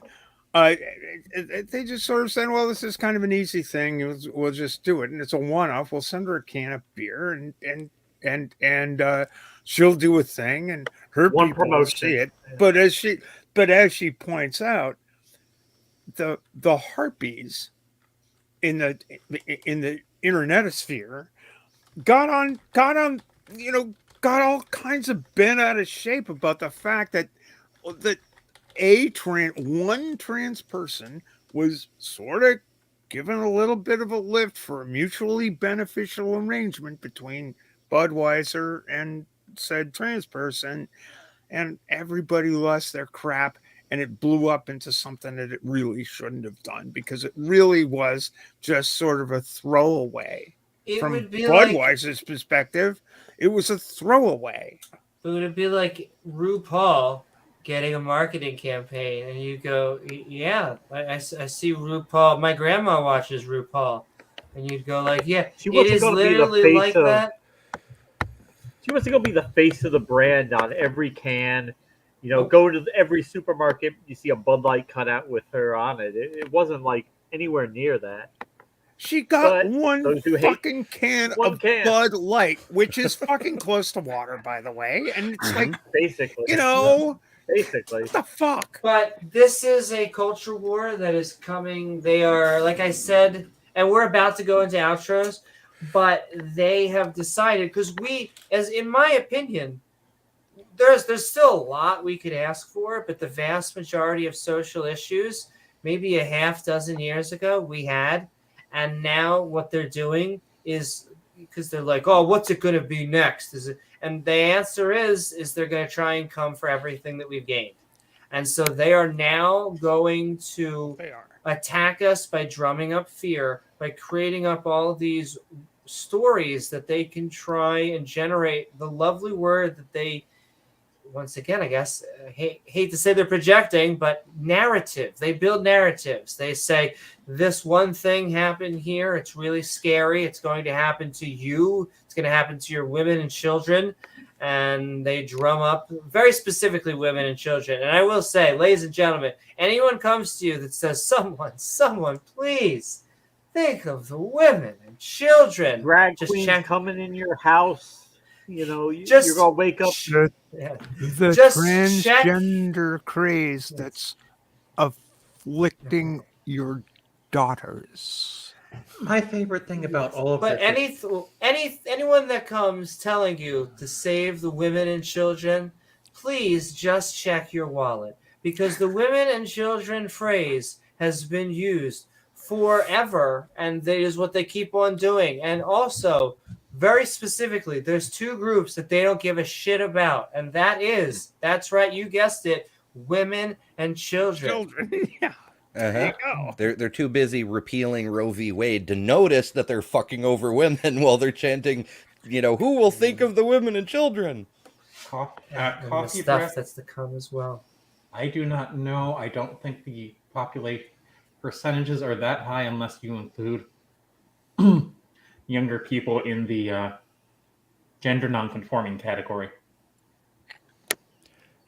Yeah, the last stats I saw from a Druid genetically modified skeptic were 2%. I'm not sure what his source was, but he prides himself on having sources like census data or something. But yeah, 2% is the number I've got. I don't recall being asked about being trans on the census. 2%. Well, they do other surveys. They're not just the 10-year census. But what I will say is everyone's going to have a chance to speak, because we are heading into our outros. Any longer, and it eventually gets up to hour 4 when we're done outros. And so, hey, I just did 4 hours on my channel. Amy, why not do 4 here? You know, goddamn well, none of us can shut up. So listen, shut us up. That is a good thing, because we are going into. And it's okay, we'll say this is the place to rant, because we have been Midnight Ranting, and we are going in the opposite order that we came in. We have, is it? No, it's Moonlight. Hi, Moonlight. Hi, Moonlight. I'll have him say hi, and then we're going to outros. Oh, my goodness. Moonlight says hi. Oh, kitty! Kitty cat! Okay. We'll let That's her him original do baby. his thing. That's true. Now I have so many babies. But as Rachel and I say here, we have a pack.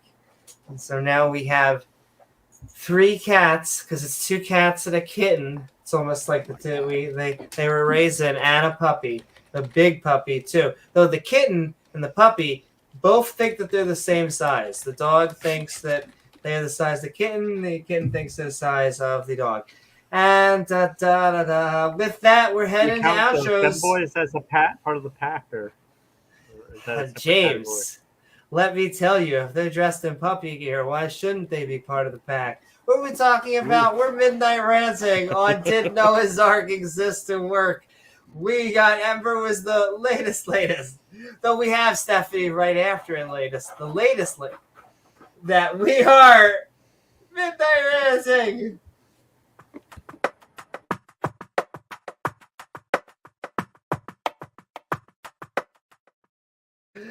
Ember, it is lovely having you on with us on our Midnight Ranting of Did Noah's Ark Exist and Work? It was a fantastic modern day debate after show party. We also had Dr. Chris on, but what I want to know is, what are your thoughts about the debate, the topic, or anything that we've been talking about tonight? Oh, and what you got going on the internet, as I can almost say the words that are coming out of my mouth. English is hard, especially after 2 a.m. That, very much that. Yeah. Okay. On the big old boat, I'm thinking probably not. A number of scientists have done studies, and it's not possible to build a vessel that large that doesn't immediately break into pieces. And then there's the poop problem and all the other issues that have been discussed. So I don't see it as a feasible solution. As far as, oh shoot, I am just, it's after 2 a.m. and I did just finish a 4-hour stream. So my brain is toast. But you can find me at Better Than Ember on YouTube, all one word thing. You'll find the right one if you find a picture that looks like this. That's a me. I do counter apologetics. Just did a debate review with Mark Reid. And a bunch of other stuff. Tomorrow night, I've got an interview with Christy Powell from the ACAs coming over. Bunch of interesting stuff. So do drop by. It'll be fun. We love having fun people around. Which is why we come hang out with Amy, because we love fun people. So yay. Thanks, Ember. Thank you so much, Ember. Go check out Ember's channel as well as Mark Reid's channel. And with that, keep on coming on. Yeah.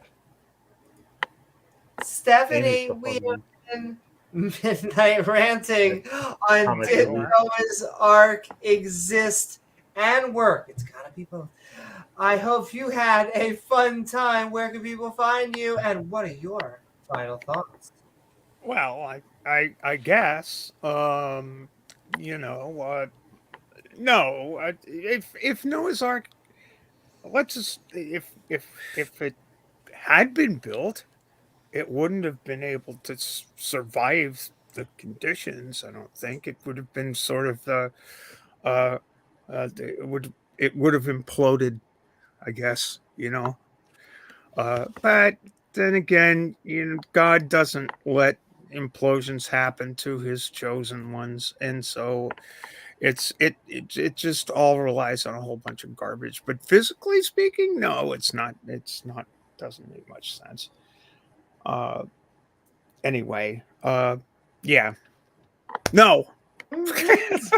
I've got I want to plug Maya Atkinson's channel tomorrow at 9:30, as we always do. We'll be having a little bit of a discussion of bad science with Dr. Tapioca Weasel and Maya and myself. I think we're on for tomorrow. I don't know, but it's 9:30 Eastern time. Bad Science Sunday. Bad Science Sunday, exactly right. And my channel is at SteviCath. You can find it. I have been offline for about a week and a half because my computer died, and I have sourced through, again, baling wire and string and a little bit of duct tape, something to get me back going. So come on over there. I talk about trans stuff, and I talk about sailing. I talk a lot about sailing. And I talk a lot about all of that, and the intersection between sport and trans issues. I'm sort of in the midst of that. But yeah, come on over and see what you like. And sometimes I get into the God crap too. Woohoo! Thank you so much, Thanks, Stephanie. Go check out her channel and keep on coming on. Lovely having you as always.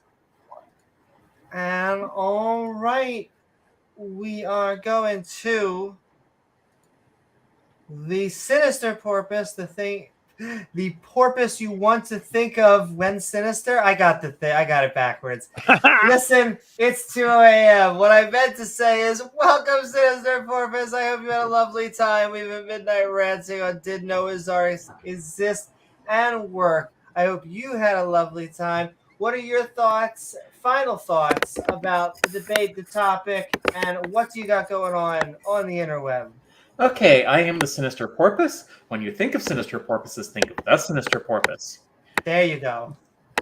Fish for thanks. Oh.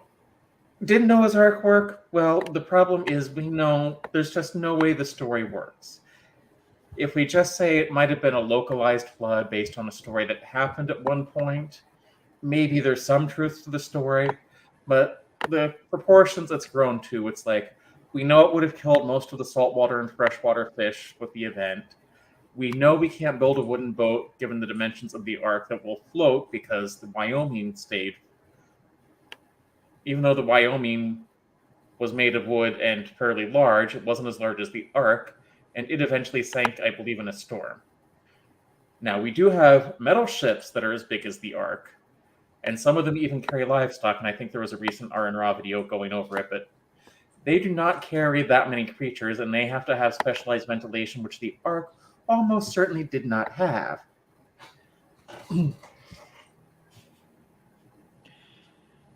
And there are just so many ways, like, we can point out, like, this doesn't work. Like, the genetic bottlenecks, just in general, we know, like, real histories were going on at the time this story supposedly happened.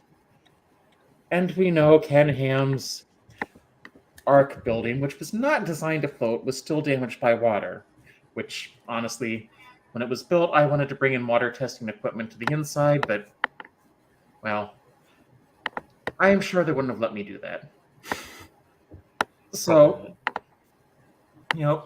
I just want to make one more thing. Kyle Adams, if you're out there, please come on here, because I really would love to know your backstory, because it speaks of something that went wrong in your past, in my estimation. Like, maybe you were in a fundamentalist Mormon group that practiced polygamy.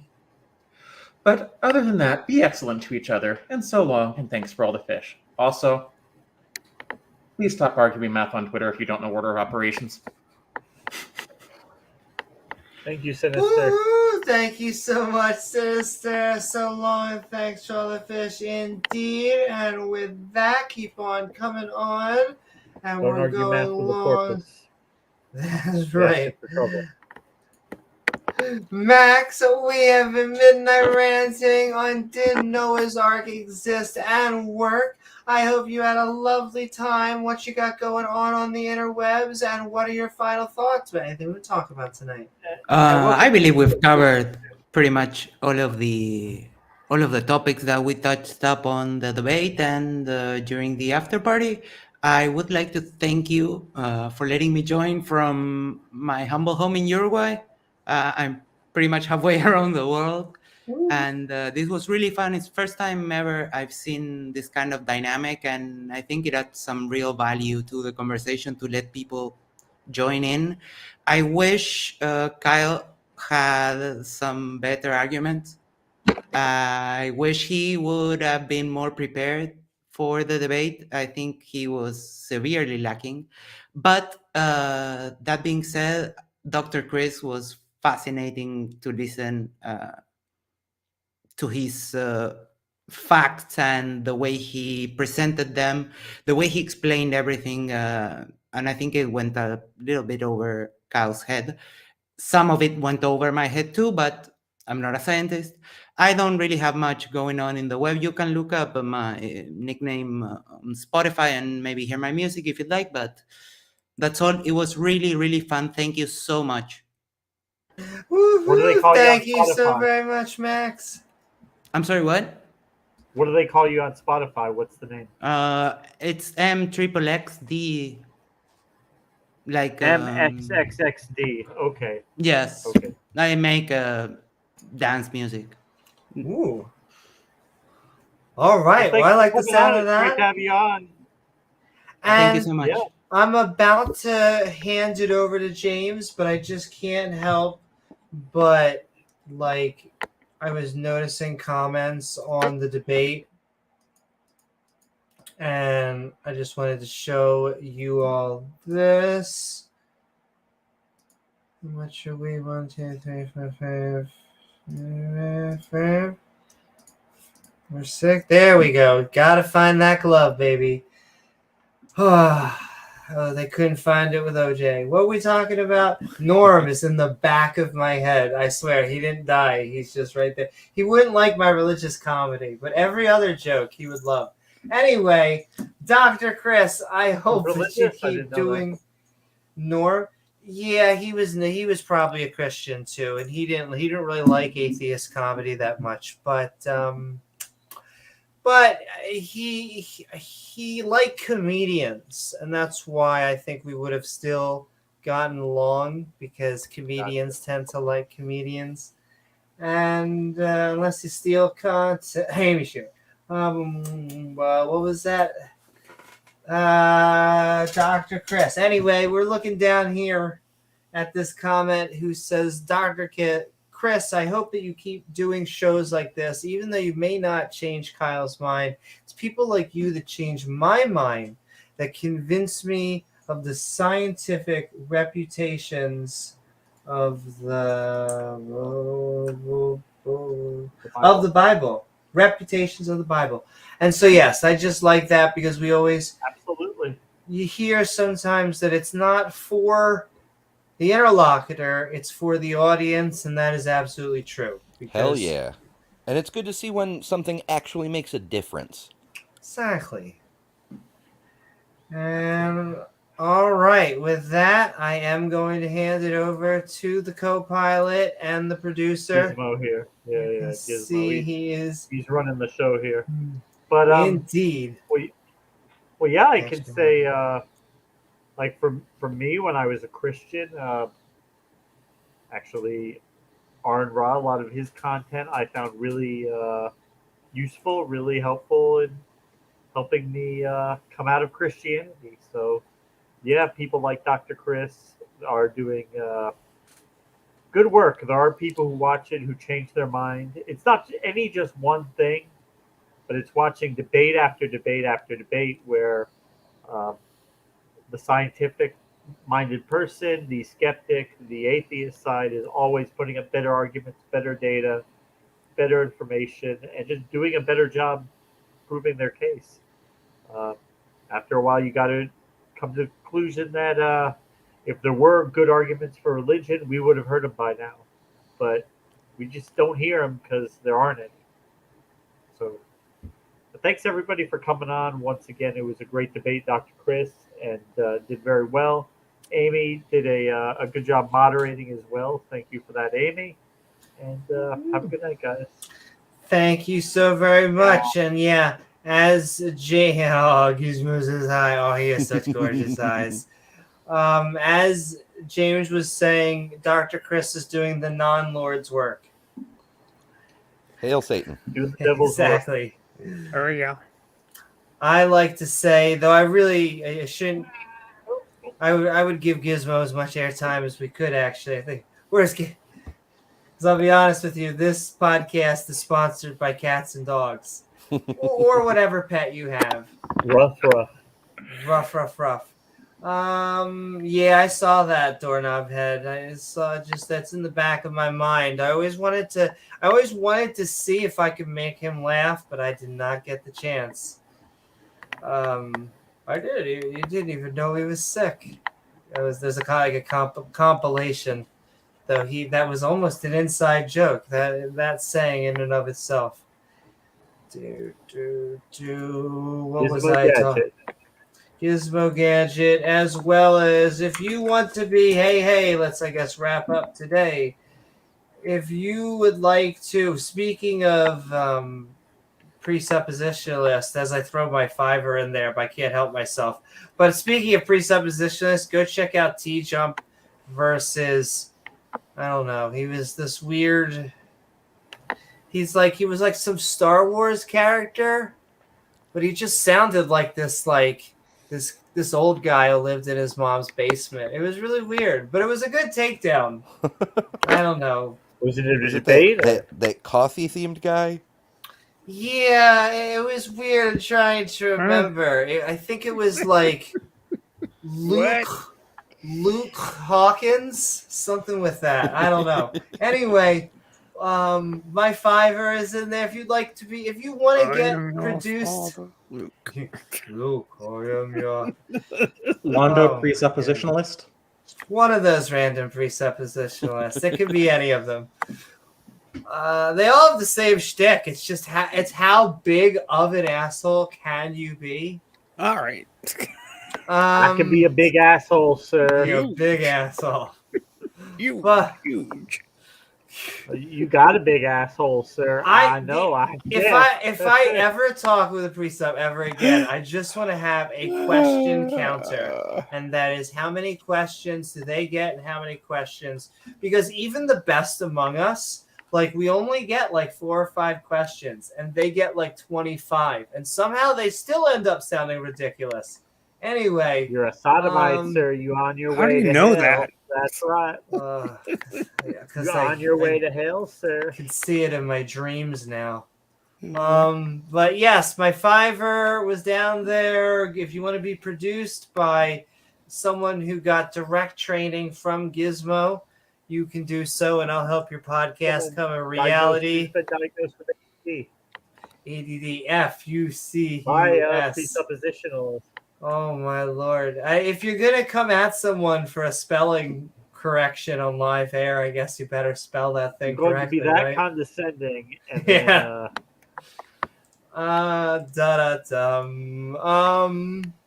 But with that, I hope that you had a good time on this episode of Midnight Ranting. Did Noah's Ark exist and work? Because once again, it's a logic.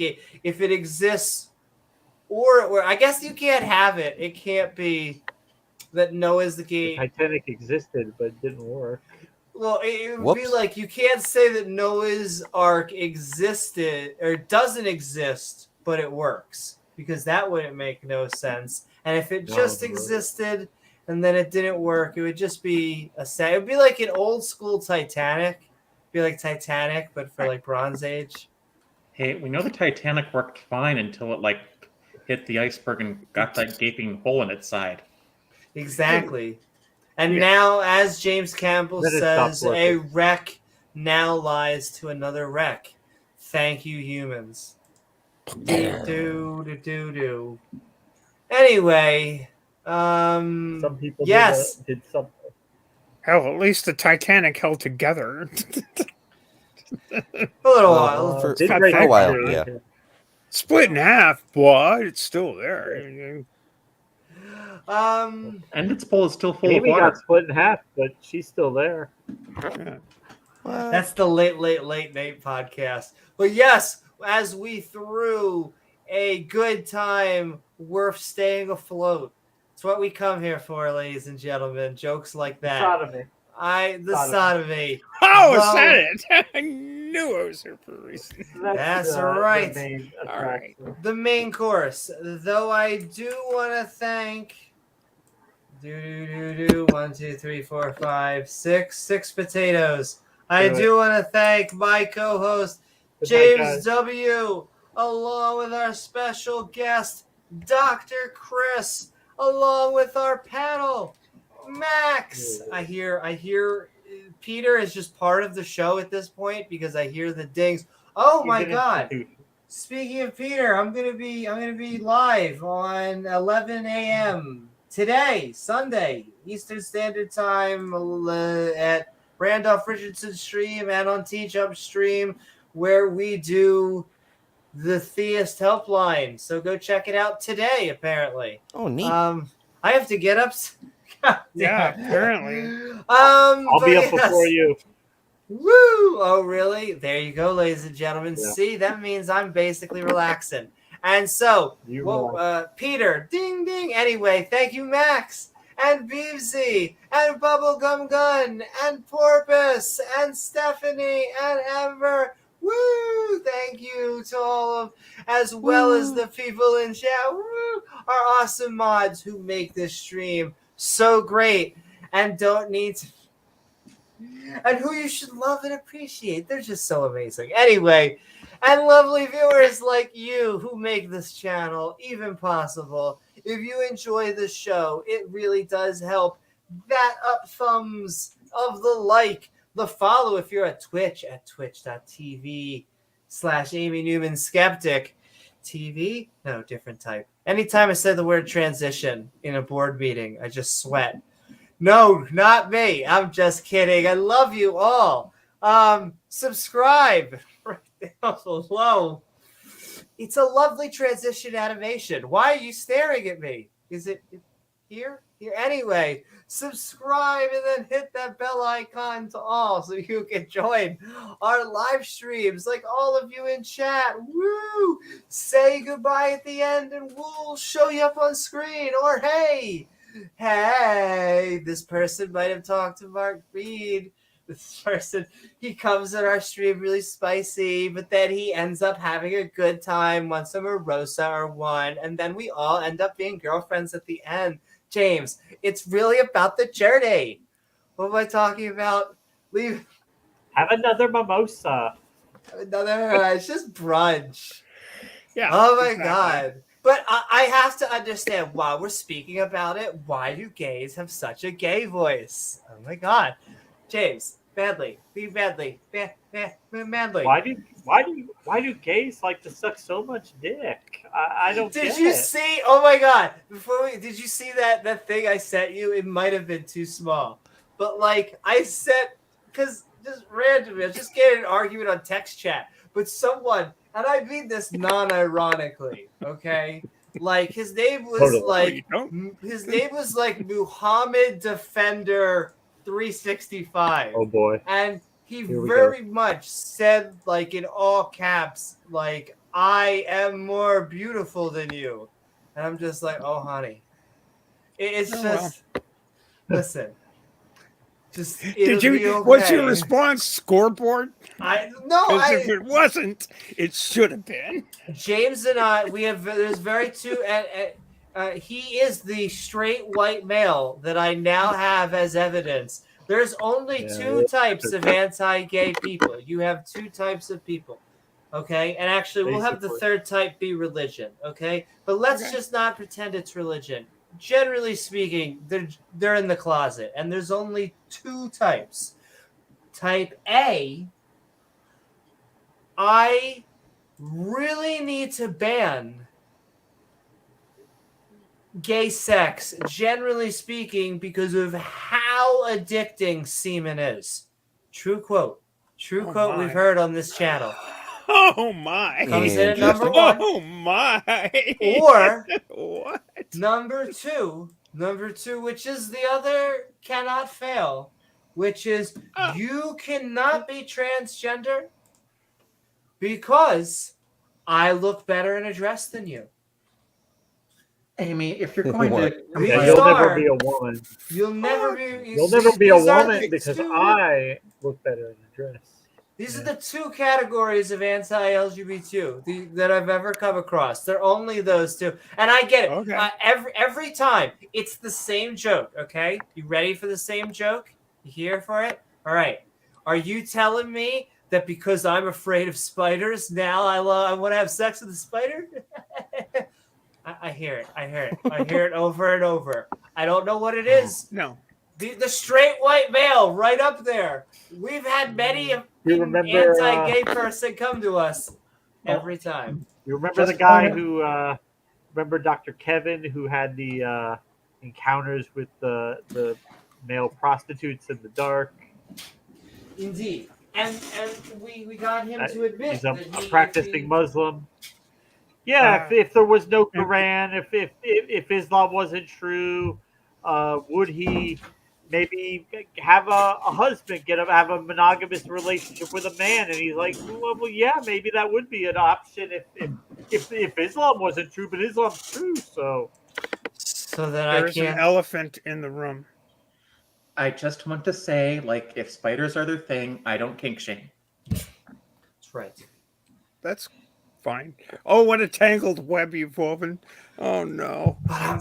Tip your waitress, folks. That's okay. That's what this show's for. We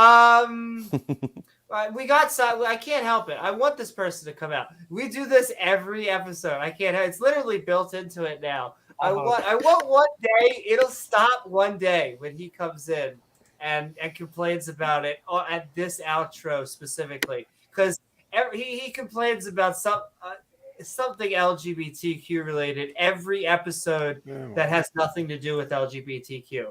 So we just gotta wait until like Jesus Resurrection video, and then we'll talk about why the gay voice. Anyway, after the show, we'll be heading. I have to start doing this myself. I'm personally gonna start doing this for more. I did back to back. If I didn't moderate tonight, I would be. But the after show is actually about to be opening up. That's right, ladies and gentlemen. The Skeptic and Ranting Discord server will be opening up for the after show in the link below, along with our fantastic channel members. In fact, if you would like to join and help us make even more fun content, you can hit that big old red button and then get our evolving badge system that don't let creationists know, but it evolves and just naturally over time. They say we worship time, apparently. Though the best way to help us make even more content, and I'll send it in the chat because we're almost there. We're trying to hit our 200 mark so that we can deliver even more fun content to you, is by heading over to Patreon and getting some unique perks at patreon.com/Amy Newman. I am Amy Newman. See, I see you, Wes. See you Don't there, do it, Wesley. Amy. Do not do Don't it. do it.